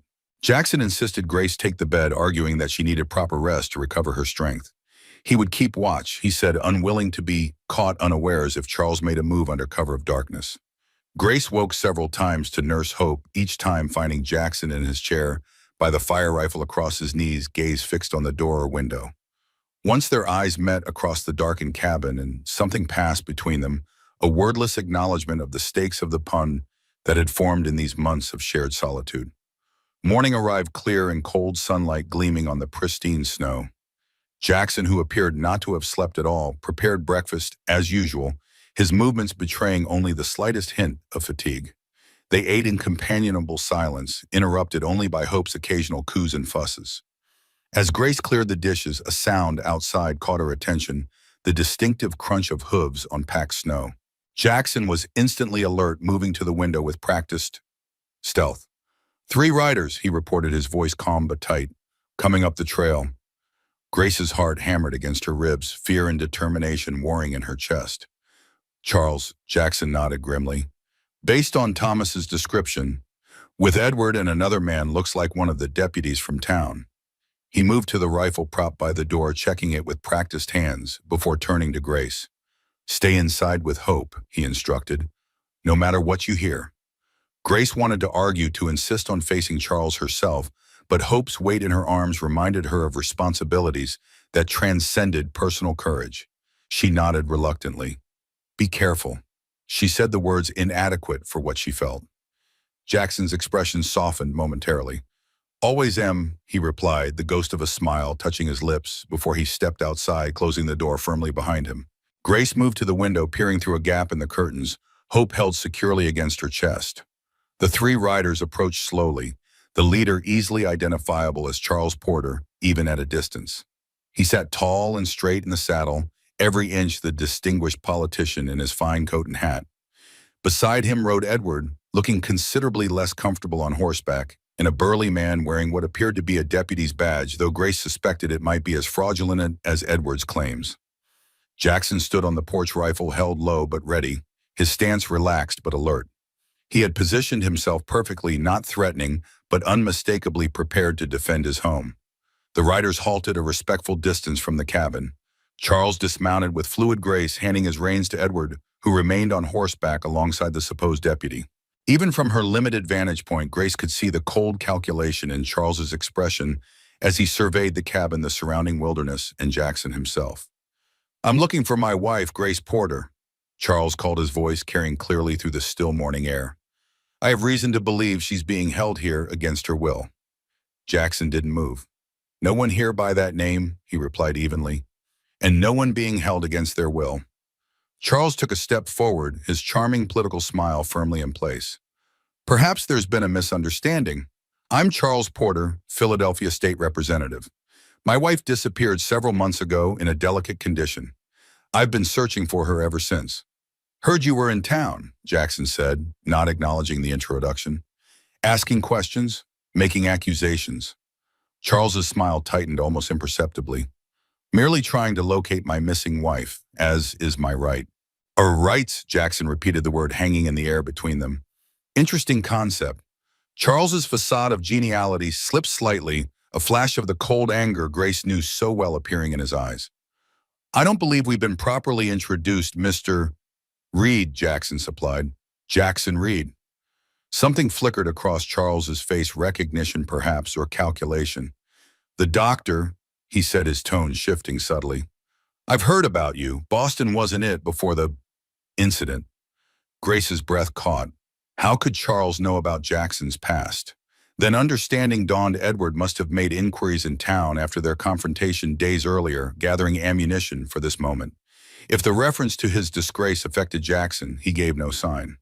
Not relevant to the present situation, he said calmly. Charles's smile returned sharper now. On the contrary, I think it's very relevant. A discredited physician living in isolation harboring a married woman against her will. The territorial authorities might take a dim view of such arrangements. The same authorities you've been attempting to bribe in town. Jackson countered, his voice still measured. Sheriff Miller seems unimpressed with your methods. A muscle twitched in Charles's jaw, the only indication that the barb had struck home. I've done nothing improper. I'm simply a husband concerned for his wife's welfare, particularly in her condition. Concerned husbands, Jackson observed, don't typically leave bruises on their wives' bodies. The statement hung in the cold air, direct and damning. Edward shifted uncomfortably in his saddle. The deputy looked between Charles and Jackson, uncertainty clear in his expression. Charles's mask slipped, further his eyes hardening to chips of ice. Be very careful with your accusations, Dr. Reed. Slander is a serious matter. Not slander if it's true, Jackson replied simply. I've seen the evidence as a physician. Grace watched the exchange with her heart in her throat, amazed at Jackson's calm in the face of Charles's barely controlled rage. She had never seen anyone stand up to her husband this way, had never imagined someone defending her so steadfastly. Charles took another step forward, his voice dropping to a dangerous purr. Whatever my wife has told you, I assure you she's prone to exaggeration, hysteria even. Her condition makes her unreliable. Her condition, Jackson said the words deliberate, is that of a new mother. Your daughter was born 2 days ago. Both are healthy and safe. He shifted slightly, adjusting his grip on the rifle. And they'll remain that way. The news seemed to catch Charles off guard. For a moment, naked calculation crossed his face, the political value of a child, the heir he had wanted, weighed against the complications of a wife who had fled his control. All the more reason she should be with her husband. He recovered smoothly. A child needs its father. Surely you of all people understand the importance of family, Dr. Reed, given your loss. It was a cruel thrust deliberately aimed at Jackson's deepest wound. Grace bit her lip to keep from crying out in protest, her arms tightening around Hope. Jackson remained still, only the slightest tightening of his jaw betraying the impact of Charles's words. Family, he said after a moment, his voice steady, isn't about possession. It's about protection, safety. His gaze pinned Charles, things you failed to provide. Charles's facade cracked, genuine anger bleeding through. You have no right to judge me, no right to interfere in my marriage.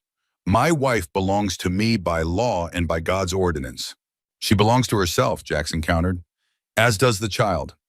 I'll have them back, Charles snapped, mask fully slipping now. One way or another, and when I do, she'll regret this little adventure. His hand moved to his coat where Grace knew he typically carried a small pistol. Now step aside, I'm taking my wife and child home. Jackson didn't flinch, didn't raise his rifle, but something in his posture changed, a subtle shift from defensive to prepared. No, he said simply, you are not. The standoff stretched, tension crackling between the two men. Edward looked increasingly uncomfortable while the deputy's hand hovered near his own weapon, clearly uncertain whose side he should be taking. Then from down the trail came the sound of approaching horses. All heads turned to see Margaret Fletcher riding toward the cabin, accompanied by a stern-looking man in a sheriff's badge and 2 armed deputies. Porter, the sheriff called as they approached. Thought I made myself clear in town. No vigilante actions in my jurisdiction. Charles's expression shifted rapidly, political mask sliding back into place. Sheriff Miller, he greeted smoothly. No vigilante action here. Just a civil conversation with the man holding my wife. Sheriff Miller dismounted, his weathered face unimpressed as he surveyed the scene. Doesn't look civil from where I'm standing. He nodded to Jackson. Reed. Sheriff, Jackson acknowledged. Margaret. Margaret's sharp eyes took in the situation at a glance. Thought you might need some official presence, she said by way of explanation. Considering the circumstances. The sheriff turned to Charles, his expression hardening. Got some interesting telegrams this morning, he said conversationally. From Philadelphia. Seems there are some outstanding questions about your conduct there. Allegations from several women in your household staff. Charles's composure slipped momentarily before he recovered. Baseless accusations, he said dismissively. Disgruntled former employees, nothing more. Maybe, Miller conceded, but enough to make me cautious about handing over a woman and child to your care. He glanced at the man wearing a deputy's badge. Johnson, what the hell are you doing here? You're not on duty. The man Johnson shifted uncomfortably. Mr. Porter said he needed an official presence, offered good money. Miller's expression darkened. Get back to town, he ordered. We'll discuss your future with the department later. As Johnson slunk away, Miller turned back to Charles. Here's how this is going to work, Porter. You're going to mount up and ride back to town with me and my men. Then you're going to get on the next train east. If your wife wants to contact you, she knows where to find you. Charles's face flushed with anger. This is outrageous. I have rights. You have the right to leave my jurisdiction peacefully. Miller interrupted, his hand resting meaningfully on his sidearm, or to be escorted out considerably less comfortably. Your choice. For a moment, Grace thought Charles might actually challenge the sheriff. Then calculation returned to his eyes. He was outnumbered, outgunned, and outmaneuvered for now. But Charles Porter never admitted defeat. He merely retreated to fight another day. This isn't over, he said, his gaze moving past Jackson to the cabin, as if he could see Grace watching through the window. A man doesn't abandon what's his. A woman isn't property, Margaret interjected, her voice cutting through the tension. Neither is a child.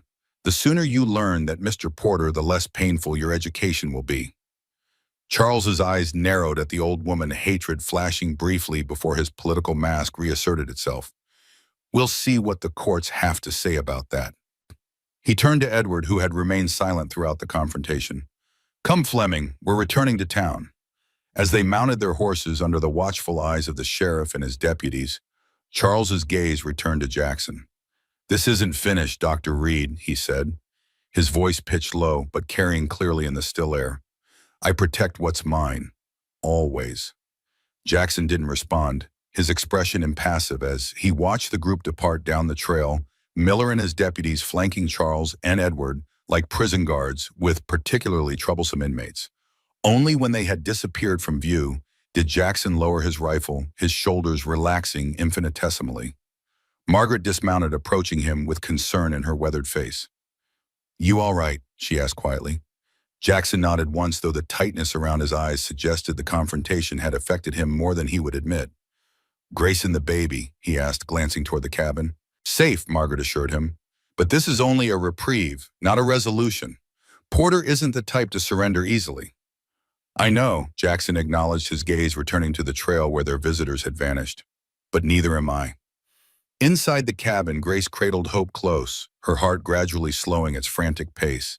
She had watched the entire confrontation, had seen Jackson stand firm against Charles's threats and insinuations, had witnessed the unexpected arrival of allies when they needed them most. For the first time since fleeing Philadelphia, she allowed herself to consider the possibility of a future without constant fear, not because Charles had been permanently defeated, but because she was no longer facing him alone. When Jackson and Margaret entered the cabin, Grace met them with dry eyes and a steady gaze. I heard everything, she said, her voice calmer than she felt. What happens now? Margaret settled her substantial frame into a chair by the fire, her expression grave but not defeated. Porter will try legal means next, she predicted. Writs court orders formal accusations against Jackson, perhaps even against me for aiding you. But those take time, Jackson added, placing his rifle back in its rack by the door. And evidence? And willing witnesses. None of which he'll find easily in White Ridge, Margaret concluded with grim satisfaction. Not after the stories I've been sharing about his conduct in Philadelphia. Grace looked between them, these unlikely allies who had placed themselves between her and danger without hesitation. Thank you, she said simply, the words inadequate for what she felt. Both of you. Margaret waved away her gratitude with a practical gesture. Save your thanks for when this is truly over, she advised. For now, focus on that little one. The stronger you both are, the better positioned you'll be for whatever comes next. As Margaret prepared to depart, promising to return the following day with news from town, she pulled Jackson aside for a private word. Grace couldn't hear their conversation, but she saw the serious expressions, the way Jackson's jaw tightened at whatever Margaret was telling him. When they were alone again, Grace settled in the chair by the fire, Hope sleeping peacefully in her arms. Jackson moved about the cabin, restoring order after the tension of the morning, his movements containing a barely suppressed energy that suggested his calm exterior was more fragile than it appeared. What did Margaret say to you? Grace asked, finally breaking the silence that had stretched between them. Jackson paused in his work, his back to her for a long moment before he turned. She thinks Porter might not have come to Montana solely because of Edward's message, he said carefully. He may have had other reasons to head west. Grace frowned, not understanding. What other reasons? Jackson met her gaze directly. Me, he said simply. Porter served in the war. Different regiment, but same battle at Antietam. Margaret thinks he recognized my name. The implication slowly dawned on Grace. From the war. But why would that matter now after all these years? Jackson's expression grew distant, as if looking back across time to things he'd rather forget. I was a field surgeon, he said quietly. Saw things. Did things that stay with a man, including court-martial testimony against officers who abused their power. Understanding bloomed in Grace's mind. Charles was one of them. She breathed, pieces falling into place. That's why he seemed to know you, why he brought up Boston and your loss. Jackson nodded grimly. Captain Porter, he confirmed, ordered men to charge a fixed position. Suicide mission. When they refused, he shot one as an example. I treated the wounded man, heard his account before he died, testified at the inquiry. What happened? Grace asked, though part of her already knew the answer. Nothing, Jackson replied, bitterness edging his voice. Porter's father had political connections. Charges dismissed, incident buried. The dead man's family received a letter of condolence and a small pension. Grace closed her eyes briefly, pain lancing through her heart. This was the Charles she knew, the man behind the polished political facade, capable of casual cruelty and protected by privilege and connections. So when he saw you here with me, she began. Two birds, one stone, Jackson finished for her. Reclaim his wife and child, eliminate an old enemy. The cold calculation of it was so perfectly, terribly Charles that Grace felt physically ill. I'm sorry, she said softly. I've brought this danger to your door. Jackson shook his head, crossing the room to kneel beside her chair, his gaze level with hers. You have nothing to apologize for. He said, his voice low and intense. Nothing. Grace searched his face, finding only sincerity in his weathered features. Why are you helping us? She asked, the question that had lingered since that first night at the station finally finding voice. Why risk so much? Jackson was silent for a long moment, his eyes moving from her face to Hope's sleeping form and back again. Because it's right, he said finally. Because you deserve better than fear. Because... He hesitated as if the words were difficult to form. Because you and Hope brought something back to this cabin that I thought was gone forever. What? Grace whispered, though her heart already knew the answer. Life, he replied simply. Purpose. The word hung between them, laden with meaning, neither was quite ready to articulate fully. Grace felt tears prick her eyes, not from fear or pain, but from a complicated emotion she couldn't name, something that felt dangerously like hope. Jackson stood abruptly, as if embarrassed by his moment of openness. You should rest, he said, retreating behind his usual practicality. Both of you. Porter won't try anything else today, not with Miller watching him. Grace nodded, recognizing his need for distance after such vulnerability. And you, she asked. You haven't slept properly in days." A ghost of a smile touched his lips. "I've gone longer," he assured her, in army training. "But I'll rest soon, I promise." As the afternoon waned into evening, a strange peace settled over the cabin. The immediate danger had passed, yet both Grace and Jackson knew it was merely a temporary reprieve. Charles would return perhaps with legal papers, perhaps with hired guns, perhaps alone. But he would come. And when he did, they would be ready, not just with rifles and allies, but with the strength that comes from knowing precisely what you're fighting for and why it matters enough to risk everything.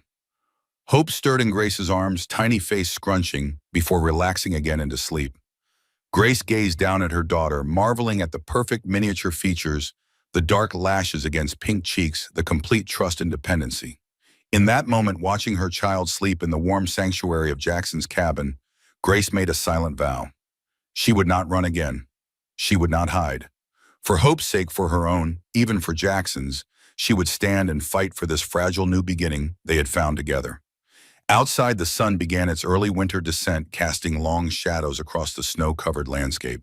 Inside, Grace rocked gently in the chair by the fire, humming a lullaby her mother had once sung to her, while Jackson moved quietly about his evening chores, their shared silence comfortable in a way that needed no words. Whatever tomorrow might bring, they would face it together, the disgraced doctor, the fugitive wife, the newborn child. An unlikely family forged in crisis, bound not by blood or law, but by something perhaps stronger: choice. The deliberate decision to stand together against whatever storms might come. As darkness fell and stars emerged in the clear mountain sky, Grace found herself returning to the unfinished embroidery, fingers tracing the incomplete phrase her mother had begun: "Freedom comes." Now, with Hope sleeping peacefully in her cradle and Jackson keeping watch nearby, Grace thought she might finally understand how that sentence was meant to end. Freedom came not from running, not from hiding, but from finding the courage to stand your ground alongside those who would stand with you. Tomorrow would bring new challenges, perhaps new dangers. But tonight in this cabin, warmed by fire and fragile hope, Grace allowed herself to believe in possibilities she had once thought forever beyond her reach: safety, peace, and perhaps in time something like love. Dawn broke over the Montana mountains, painting the snow-covered landscape in hues of pink and gold. Inside the cabin, Grace woke to the soft sounds of Hope's hungry fussing. For a moment she lay still, savoring the quiet beauty of early morning, the warmth of the bed, the miracle of her daughter's presence. Then reality returned, the danger that still lurked beyond their door, the decisions that awaited them. Jackson was already up, stoking the fire to life, his movements quiet but purposeful. He glanced over as Grace sat up, offering a nod of acknowledgement before returning to his task. In the weeks since her arrival, she had come to understand his silences, to read the subtle shifts in his expression that spoke volumes to those who knew how to look.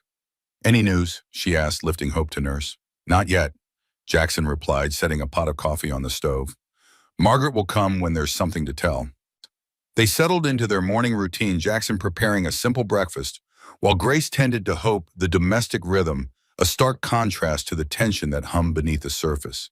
Neither spoke of Charles Porter or the confrontation of the previous day, yet his presence haunted the edges of their consciousness like a shadow. After breakfast, Jackson donned his coat and hat. "Need to check the animals," he explained, pausing at the door. "Won't be far." Grace nodded, recognizing the unspoken message he would be within calling distance, watching alert to any approach. As the door closed behind him, she settled in the chair by the fire, Hope cradled against her chest, and allowed herself to think beyond the immediate crisis. If when they survived Charles's attempts to reclaim her, what then would she stay here, in this remote cabin, with this solitary man who had risked everything to protect her? Would Jackson want that, or was his protection merely a temporary extension of his physician's oath to do no harm? The questions circled in her mind, unanswerable for now. Instead of dwelling on them, Grace turned her attention to practical matters. She gently laid Hope in her proto and retrieved her mother's sewing kit from her valise. The familiar rhythm of needle through fabric had always calmed her, given her space to think.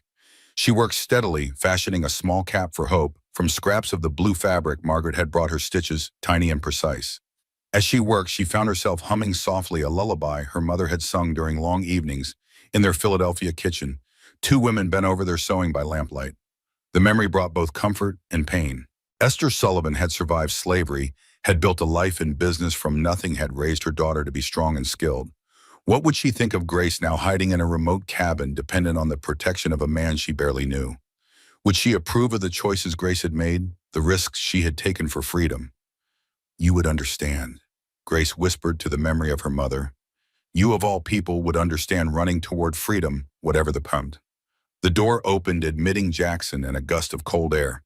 He stamped snow from his boots, hanging his coat by the door before moving to warm his hands by the fire. Storm coming, he reported, nodding toward the window where clouds were gathering on the horizon. Heavy one by the look of it. Grace followed his gaze, noting the darkening sky. Will it keep Charles away? She asked, voicing the question uppermost in both their minds. Jackson considered for a moment, his expression thoughtful. Maybe, for a day or two. He met her eyes directly. But it won't stop him permanently.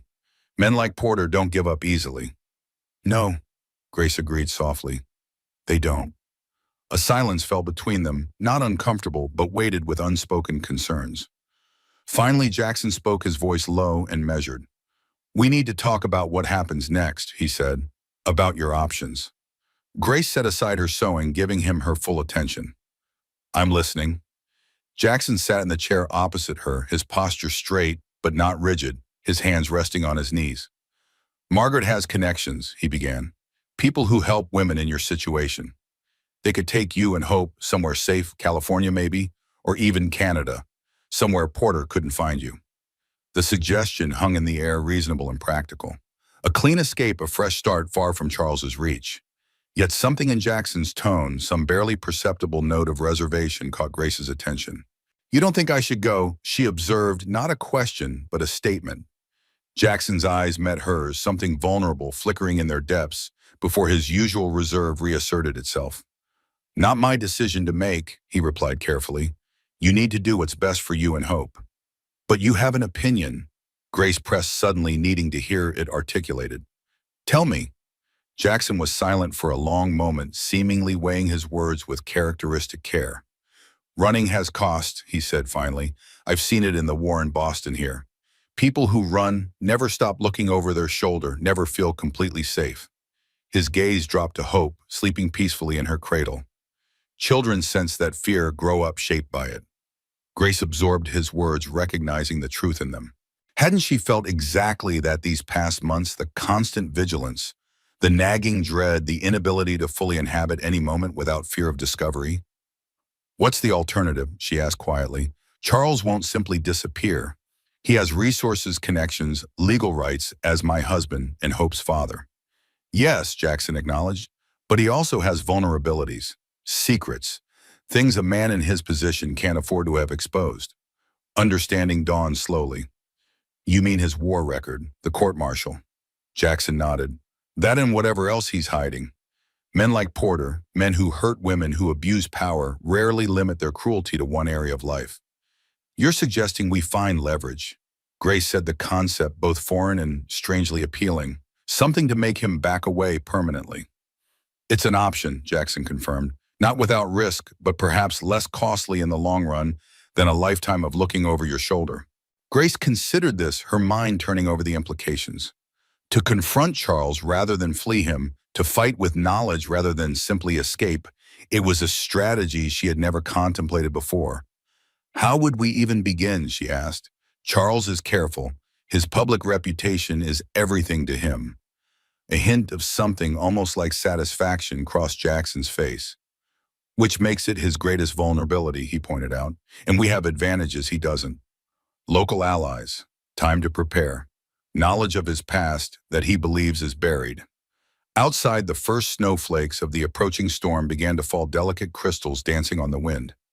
Inside, something shifted in Grace's heart, fear giving way to a steely determination she hadn't known she possessed. If we do this, she said slowly, if we stand against him instead of running, there's no guarantee we'll succeed. Charles is powerful, vindictive. He could destroy us both. Yes, Jackson agreed, simply no false reassurance in his tone. He could. Then why risk it? Grace asked, needing to hear his reasoning, to understand what motivated this taciturn man to place himself in harm's way for her and Hope. Jackson's gaze held hers, unwavering. Because some things are worth fighting for, he said quietly. Some principles matter more than safety. The simple statement hung between them profound in its clarity. This was not the flowery declaration of a romantic hero, but the considered philosophy of a man who had seen the worst of humanity and still believed in standing for what was right. "I need time," Grace said finally, "to think about this, to be certain." Jackson nodded, rising from his chair. "Take it," he replied. "No decision needs to be made today." As he moved away to attend to his own tasks, Grace watched him, this enigmatic man who had opened his home and risked his hard-won peace to shelter her. Whatever she decided, she realized would affect not just her and Hope, but Jackson as well. Their lives had become intertwined in ways none of them could have anticipated. The snow fell more heavily now, transforming the landscape into a realm of white. Grace lifted Hope from her cradle, cradling the infant close as she gazed out at the swirling flakes. A storm was coming, both literally and figuratively.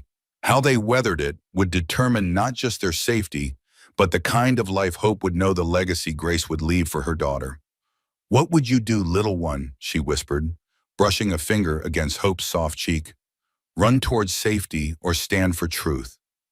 Hope's only answer was a sleepy yawn, tiny fingers curling around her mother's thumb with surprising strength. Looking down at that perfect face, Grace felt something crystallize within her, a certainty that transcended fear. She had run from Philadelphia seeking safety. She had followed Edward Fleming seeking belonging. Now perhaps it was time to stand her ground, not just for herself, but for her daughter, for the future they both deserved. The decision once made brought an unexpected sense of peace. Grace settled back in her chair, Hope nestled securely in her arms, and began to plan. The storm arrived with full force by mid-afternoon, wind howling around the cabin's sturdy walls, snow piling in drifts that soon obscured the windows. Inside, the three occupants existed in a bubble of warmth and relative safety, isolated from the outside world by nature's fury. Jackson kept the fire well fed, occasionally venturing out to check on the animals, or bring in more wood, returning with snow, crusting his beard and eyebrows. Grace prepared meals, tended to Hope, and continued her sewing projects, the domestic routine a counterpoint to the wild elements outside. As evening approached, Jackson sat at his desk, writing in what appeared to be a journal, his expression intent. Grace, curious, approached with Hope in her arms. "What are you working on?" she asked. Jackson glanced up, hesitating briefly before answering. "Evidence," he said, turning the journal so she could see. "Everything I remember about Porter from the war. Dates, locations, witnesses who might still be alive." Grace studied the neat, precise handwriting, the methodical organization of facts and observations. "You think this will be enough to make him back down?" "Not alone," Jackson admitted. "But it's a start, especially if we can find corroborating testimony." Grace settled in the chair beside his desk, adjusting Hope against her shoulder. "I've been thinking about what you said," she began, "about running versus standing our ground." Jackson set down his pen, giving her his full attention. "I don't want to run anymore," she continued, the words gathering strength as she spoke them aloud. "I don't want Hope to grow up looking over her shoulder, never feeling safe. I want to end this, truly end it, not just escape temporarily." Something like approval flickered in Jackson's eyes, though his expression remained carefully neutral. "It won't be easy," he cautioned. "Porter has resources, connections." "So do we," Grace countered, surprising herself with her confidence. "Margaret Sheriff Miller, perhaps others who know the truth about Charles's past." She hesitated, then added more softly, "And we have each other." The last words hung between them, laden with implications neither was quite ready to articulate fully. Jackson's gaze held hers for a long moment, before he nodded a silent acknowledgement of the bond that had formed between them, unexpected yet undeniable. "If we do this," he said finally, "we need to be thorough, gather every piece of evidence, anticipate every move Porter might make." "Then let's begin," Grace replied simply. They spent the evening strategizing, Jackson sharing what he remembered from the war, Grace detailing the patterns of Charles's abuse, the witnesses in Philadelphia who might be persuaded to speak if approached correctly. They identified weaknesses in Charles's carefully constructed public image, points of leverage that might be exploited. The work was both painful and liberating, revisiting old wounds yet transforming them from sources of shame into potential weapons.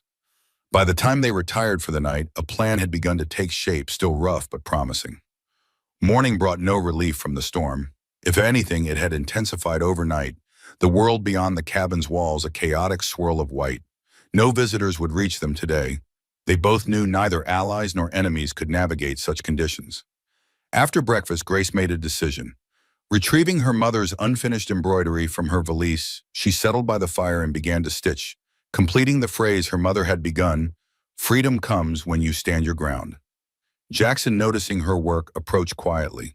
"Your mother's words?" he asked. Grace shook her head. "Mine," she replied, her needle moving steadily through the fabric. "But I think she would approve." A ghost of a smile touched Jackson's lips. "I think she would too." The day passed in quiet industry, the storm providing an unexpected reprieve from immediate concerns. Grace nursed hope, sewed, and helped Jackson organize his notes into a more coherent narrative. Jackson chopped more wood, tended the animals in the lean-to, and worked on a small wooden toy for Hope, a carved bird with wings that moved when pulled by a string. It was almost possible in these peaceful domestic moments to forget the danger that awaited them once the storm cleared. Almost, but not quite. The knowledge hummed beneath every interaction, every shared glance, that this was temporary, that decisions made now would shape all their futures. As dusk approached on the second day of the storm, the wind finally began to abate, the snowfall thinning to occasional flakes. Jackson stood at the window watching as stars appeared in breaks between the clouds. "Storm's passing," he observed. "Roads should be passable by tomorrow afternoon." Grace nodded, understanding the implications. Their isolation was ending. The world, with all its complications and dangers, would soon intrude once more. "Are you afraid?" Jackson asked, the directness of the question unusual for him. Grace considered before answering, her hand resting protectively on Hope's cradle. "Yes," she admitted, "but not like before. This is different, cleaner somehow." Jackson seemed to understand, nodding slightly. "Fear of the known is different from fear of the unknown," he said. "You can prepare for what you can name." "Exactly," Grace agreed, struck once again by this man's capacity to articulate complex emotions with simple clarity. "And I'm not alone this time." Something softened in Jackson's weathered face. "No," he confirmed quietly. "You are not." The moment stretched between them waited with unspoken feelings. Then hope stirred in her cradle, breaking the spell. Grace rose to attend to her daughter, and Jackson returned to his preparations, each acutely aware of the other's presence, of the fragile connection forming between them. Morning arrived, clear and cold sunlight glinting off pristine snow, the world transformed into a glittering wonderland. Jackson ventured out early to clear paths to the animals' shelter and woodpile, the physical labor a release for the tension that had built during their confinement. Grace watched from the window, hope in her arms, as he worked methodically, his breath forming clouds in the frigid air. There was something reassuring about his steady presence, his quiet competence. Whatever came next, she knew with growing certainty that this man would stand beside her, not because of obligation or pity, but because of the principles that guided his life. By mid-morning, the sound of approaching horses drew their attention. Jackson straightened from his work, one hand moving instinctively to the knife at his belt as he scanned the trail. His posture relaxed slightly as he recognized the riders Margaret Fletcher, accompanied by Sheriff Miller, and Thomas Running Elk. Grace stepped onto the porch as they approached Hope, bundled warmly against her chest. The visitors dismounted, stamping snow from their boots before joining them.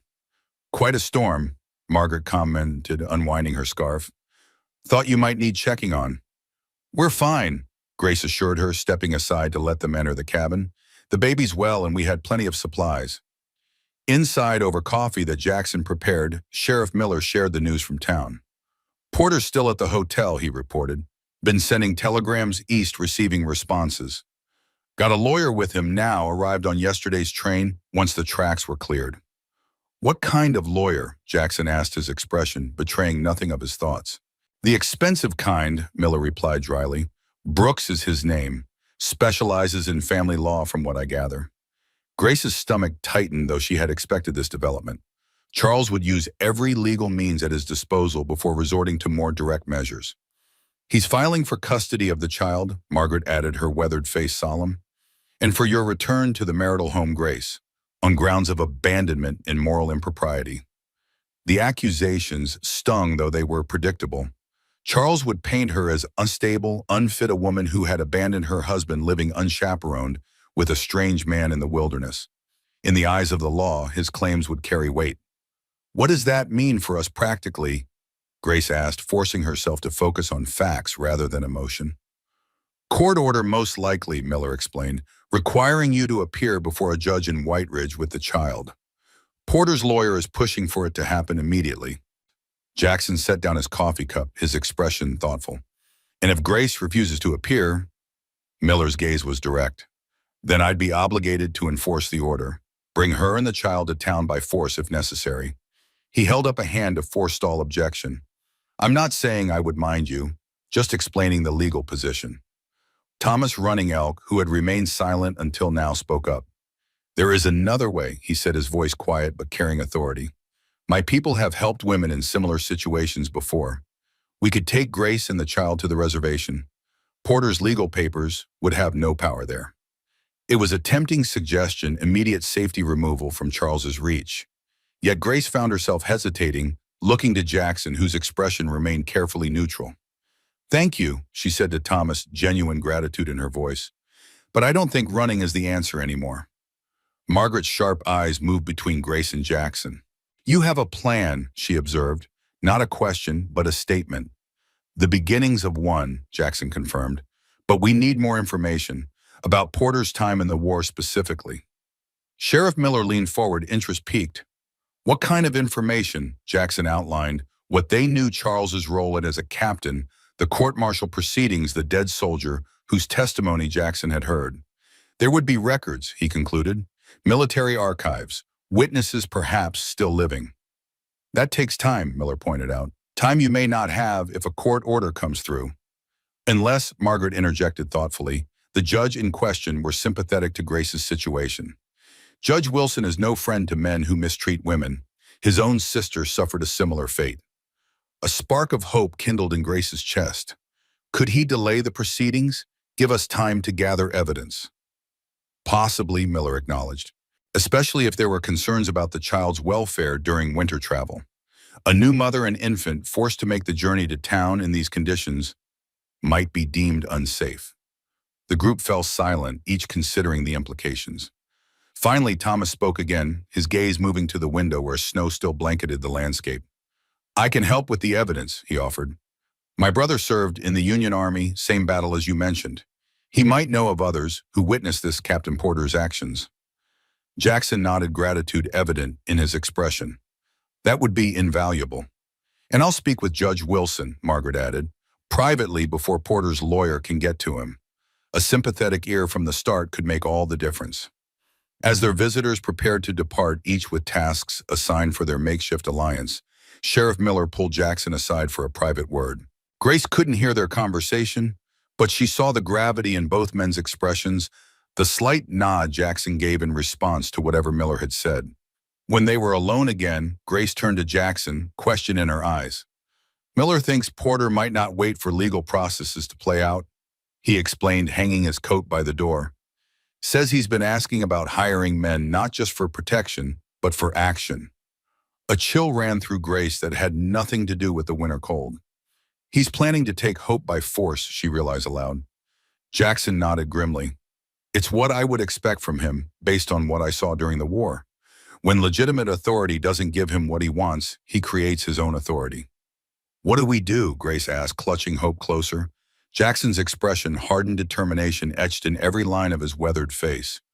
We prepare, he said simply, for all possibilities. The afternoon passed in practical preparations. Jackson checked and cleaned his rifle-positioned lanterns for maximum visibility around the cabin's perimeter and cleared sight lines through the surrounding trees. Grace, for her part, packed essentials for Hope diapers, extra clothing, the blue cap she had sewn items that could be grabbed quickly if they needed to flee. As dusk approached, bringing with it the early darkness of winter, Jackson built up the fire and lit extra lanterns. The cabin glowed with warmth and light, a beacon in the gathering gloom. Outside, the temperature dropped rapidly, stars appearing in a crystal-clear sky. Cold night, Jackson observed, returning from a final check of the animals. Too cold for most men to be out causing trouble. Grace nodded, though she wasn't entirely reassured. Charles Porter wasn't most men. His determination, his need for control, might well override practical considerations like weather. They ate a simple dinner, the atmosphere charged with anticipation despite their efforts at normalcy. Afterward, Jackson surprised Grace by retrieving the checkerboard they had played with during her first days at the cabin. Might help pass the time, he suggested, setting it on the table between them. Grace recognized the gesture for what it was, an attempt to provide distraction to create a pocket of ordinary life amidst extraordinary circumstances. She smiled, grateful for his understanding. They played 2 games, conversations sparse but comfortable. Grace won the first, Jackson the second.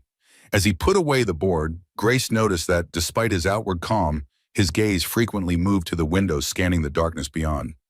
"You should rest," he told her, nodding toward the bed. "I'll keep watch." Grace hesitated, reluctant to leave him alone with the burden of vigilance. "Wake me in a few hours," she insisted. "You need rest too." Jackson looked as if he might argue, then nodded once in acquiescence. 4 hours, he agreed. "Then we'll switch." Grace settled onto the bed, hope in her cradle nearby, but sleep proved elusive despite her exhaustion.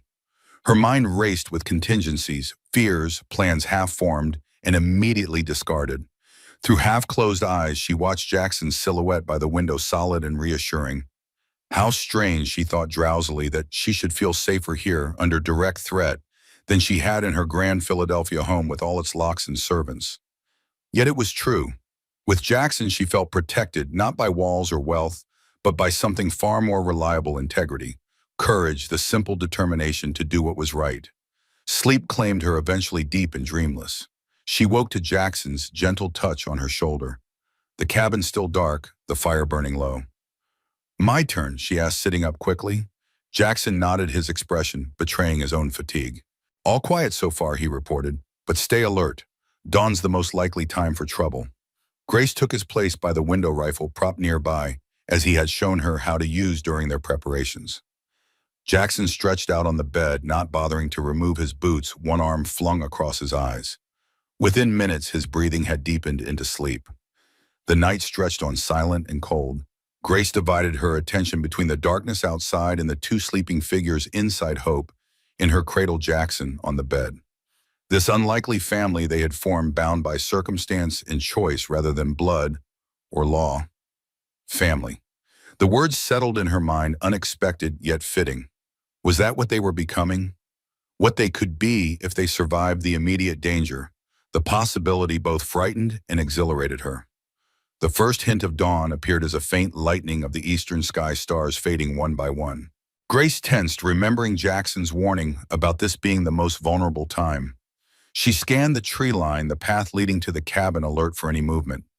There, a shadow moving between the pines, too deliberate to be an animal.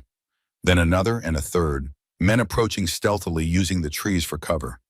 Grace's heart hammered against her ribs as she moved quickly to Jackson's side. "They're here," she whispered, touching his shoulder. Jackson was instantly awake, rolling to his feet in one fluid motion. He joined her at the window, eyes narrowing as he spotted the approaching figures. "At least 3, he murmured. "Maybe more further back."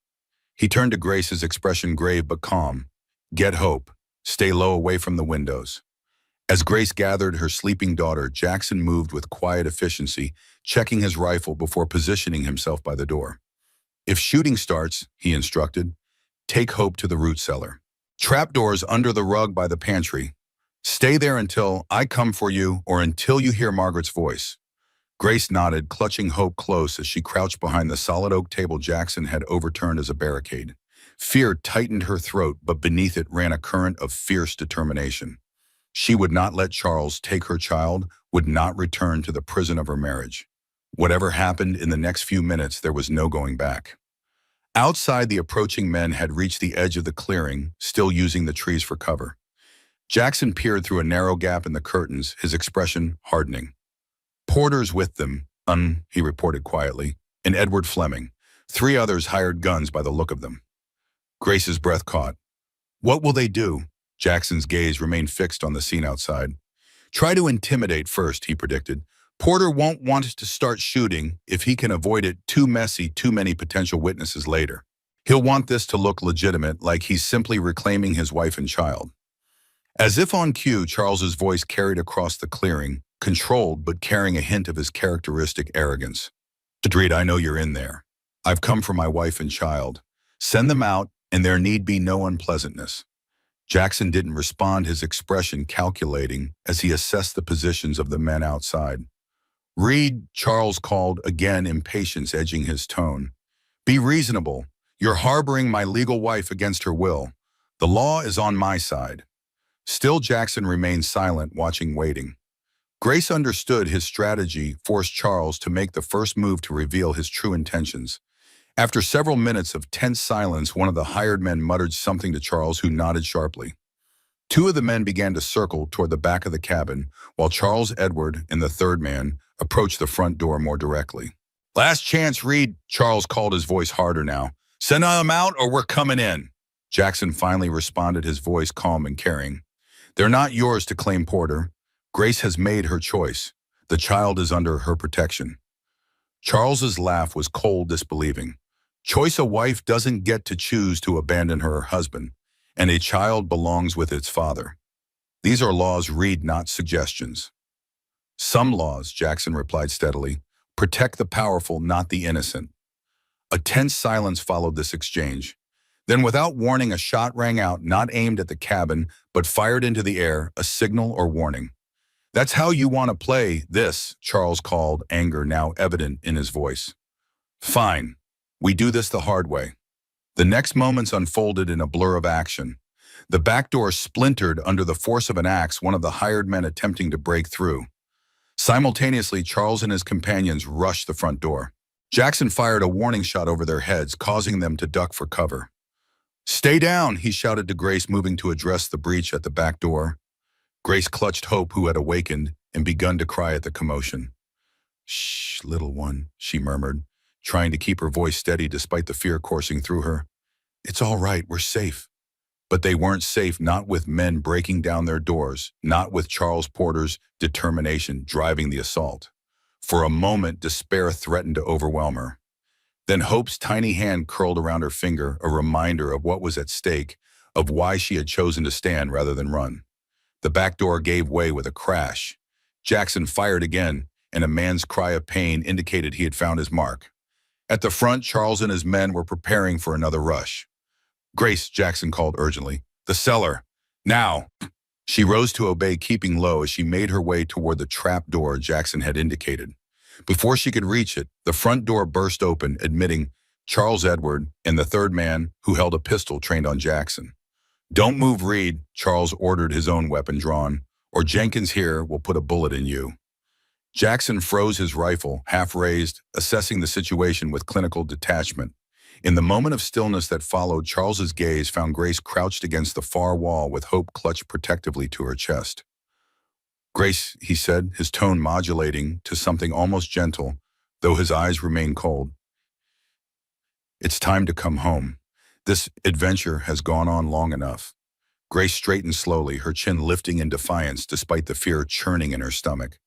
This isn't an adventure, Charles, she replied, her voice steadier than she felt. It's an escape. From you, from your cruelty, from the prison you made of our marriage. Charles's expression hardened, the political mask slipping to reveal the rage beneath. Careful, my dear, he warned. You're overwrought, clearly not thinking clearly. The birth distress, it's understandable. But it's time to remember your place. My place, Grace repeated, the words bitter on her tongue.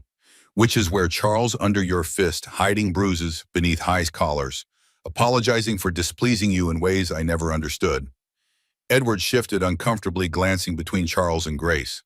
The hired gun Jenkins maintained his aim at Jackson, though his expressions suggested he hadn't bargained for a domestic dispute. This is tedious, Charles snapped, patience evaporating. Give me the child, Grace. Now we can discuss your concerns on the journey home. No, Grace said simply, the single word containing all her accumulated courage, all her determination to break free from his control. Rage flashed across Charles's face, the mask dropping completely. You don't have a choice, he snarled, taking a step toward her. That child is mine. You are mine. Everything you have, everything you are, belongs to me under the law. The law, Jackson interjected, drawing Charles's attention back to him, doesn't permit a man to beat his wife, to terrorize her, to treat her as property rather than a person. Charles's laugh was ugly dismissive. The law, he countered, concerns itself with public matters, not private ones. What happens between a man and his wife is their business, not the state's. Is that what you told yourself? Jackson asked, his tone conversational, despite the tension vibrating through the cabin. That it was private justified, just like it was justified to order those men to their deaths at Antietam to shoot Private Williams when he questioned your orders. The color drained from Charles's face, shock replacing anger. How tall? He began, then caught himself. I don't know what you're talking about. You do, Jackson pressed, his gaze unwavering. September 17th, 1862, the bloodiest day of the war. You ordered Company B to charge a fortified Confederate position. When they hesitated, recognizing it as suicide, you shot Private Thomas Williams as an example to the others. Edward looked bewildered, glancing between Charles and Jackson with growing unease.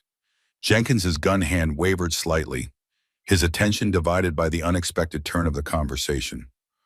Lies, Charles hissed, though uncertainty had crept into his voice. Ancient history irrelevant. Not to Williams's family, Jackson countered. Not to the men who died following your orders. Not to the Army inquiry that was mysteriously discontinued after your father made certain arrangements. Charles's expression shifted, calculation replacing denial. Even if that were true, he said carefully, it's your word against mine. A disgraced doctor hiding in the mountains versus a respected state representative. Who do you think people will believe? Not just his word, a new voice interrupted from the doorway. All heads turned to find Sheriff Miller standing there, flanked by two deputies with rifles raised. Behind them stood Margaret Fletcher, and to Grace's surprise, Thomas Running Elk, accompanied by an elderly white man in a Union Army veteran's coat. Colonel James Harrington, Miller introduced the stranger.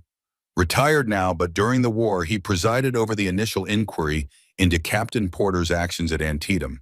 He's got quite a story to tell, one he's been waiting to share for years. Charles's face contorted with rage and disbelief. This is absurd, he sputtered. A conspiracy to slander me to interfere in a private family matter. Nothing private about murder, Porter, Miller replied evenly, or about threatening people at gunpoint in my jurisdiction.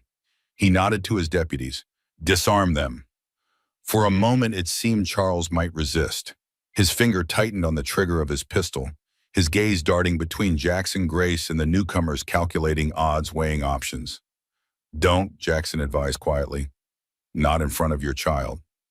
Something in those words, the simple truth of them perhaps, or the realization of how this scene would appear to others, seemed to penetrate Charles's rage.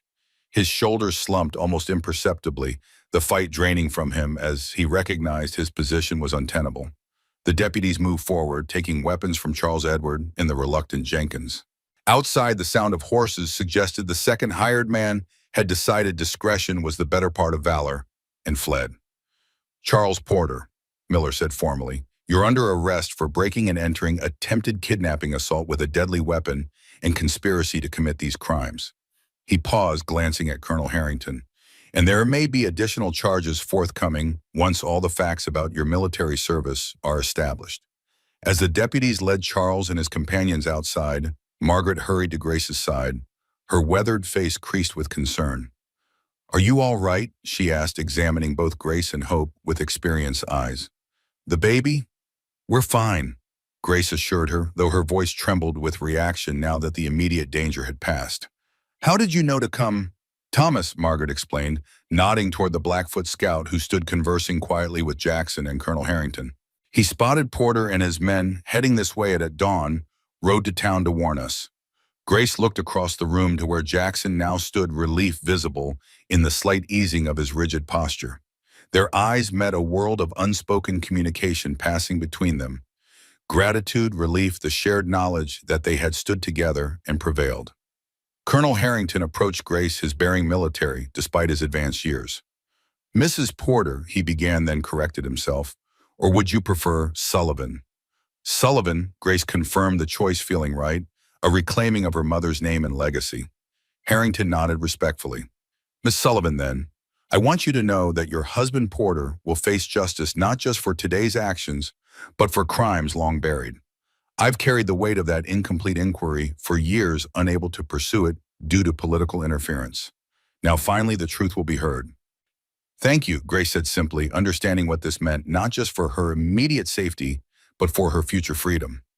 With Charles facing military and civilian charges, his ability to control her life would be severely curtailed, perhaps eliminated entirely.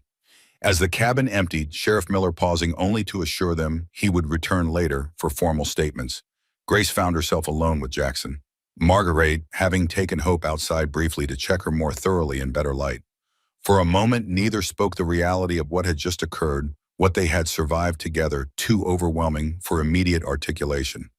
Then Jackson crossed the room in 3 long strides and with uncharacteristic impulsiveness, pulled Grace into a tight embrace. She stiffened momentarily in surprise, then melted against him, arms encircling his waist, face pressed against the solid warmth of his chest. They stood thus for several heartbeats, 2 survivors clinging to the knowledge that they had faced the worst and emerged intact. When they finally separated, Jackson's expression held an openness, a vulnerability Grace had rarely glimpsed in his weathered features. "I thought," he began, then stopped, seeming to struggle for words. "When they broke in, when Porter had that gun, I thought I might fail. Again, like with Sarah and Emma." Grace reached up, her hand gentle against his bearded cheek. "But you didn't fail," she said softly. "You protected us. You stood your ground." Something shifted in Jackson's eyes, a shadow lifting a wound if not healed, then at least acknowledged, exposed to light and air rather than festering in darkness. "We stood our ground," he corrected, catching her hand in his, holding it as if it were something precious. The moment stretched between them, weighted with possibility. Then Margaret's voice called from outside and they stepped apart, the spell broken, but not forgotten. The day that followed was a blur of activity statements given to Sheriff Miller, visits from townspeople curious about the morning's excitement, Colonel Harrington sharing his recollections of the war, and the inquiry that had been suppressed. Through it all, Grace moved in a state of stunned relief, the reality of their narrow escape of Charles's arrest still settling into her consciousness. By evening, when the cabin was finally quiet again, Grace sat by the fire with Hope sleeping peacefully in her cradle. Jackson moved about the space, repairing the damaged doors as best he could, his movements containing the restless energy of a man still processing danger and deliverance. "What happens now?" Grace asked, finally voicing the question that had hovered between them all day. Jackson paused in his work, turning to face her. "Porter will stand trial," he said, "first for today's actions, then potentially for the military charges if Harrington's evidence is deemed sufficient. And us," Grace pressed, needing to hear his thoughts, his intentions. Jackson was silent for a long moment, his expression thoughtful. "That," he said finally, "depends on what you want." Grace considered the question, all its implications and possibilities. What did she want? Safety, certainly. Freedom from fear. A place to raise hope and peace.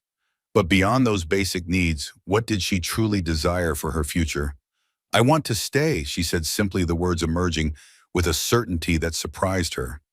"Here with you, if that's what you want too." Jackson's expression softened, vulnerability and hope visible in his usually guarded features. "It is," he confirmed quietly, "more than I've wanted anything in a very long time." The admission hung between them, profound in its simplicity.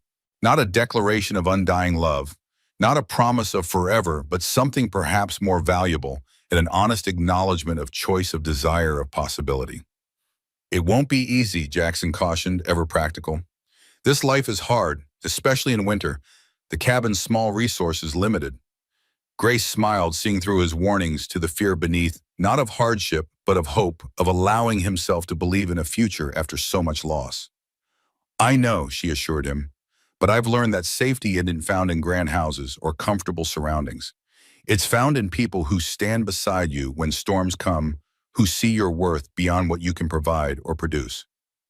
Jackson crossed the room, slowly settling in the chair opposite hers. "And you've found that here," he asked, a rare uncertainty in his voice. "I have," Grace confirmed, holding his gaze steadily. "With you." Something shifted in Jackson's expression, a weight lifting and a door opening. He reached across the space between them, offering his hand, palm up, not demanding, not presuming, but inviting. Grace placed her hand in his, their fingers intertwining in a gesture as intimate as any embrace. Outside, stars emerged in the clear winter sky, distant and eternal. Inside, two damaged people who had found in each other not just safety, but understanding, not just shelter, but home, that in companionable silence watching the fire burn low. Tomorrow, Jackson said, eventually his voice soft in the quiet cabin. We should talk about additions to the cabin. A proper room for Hope as she grows. Perhaps a workshop for your sewing. The casual mention of a shared future of plans beyond the immediate crisis warmed Grace more than the fire ever could. I'd like that, she replied simply. Later, as she settled Hope for the night, Grace found herself returning to her mother's embroidery, now completed with her own addition. Freedom comes when you stand your ground. Running her fingers over the stitches, she thought of all the ground she had covered to reach this point, from Philadelphia to Montana, from fear to courage, from isolation to connection. The journey had been long, the cost high, but looking at Hope's peaceful face and Jackson's solid presence across the room, she knew with bone-deep certainty that she had finally found her true north, her place to stand. Outside, the Montana winter stretched vast and challenging. Inside the cabin on Pine Ridge, a family forged in crisis and choice rather than blood or law faced the future together, their bonds stronger, for having been tested, their love deeper, for having been chosen rather than merely inherited or assumed. And in that choice to stay, to build, to begin again, Grace Sullivan found not just safety, but the freedom her mother had always wished for her, the freedom to live fully, to love deeply, and to stand her ground in a world that had tried to render her powerless. As Hope slept and Jackson worked, and the fire burned steadily in the hearth, Grace allowed herself to believe in the promise of winter, that beneath the snow and cold lay seeds of new life, waiting patiently for their season to bloom.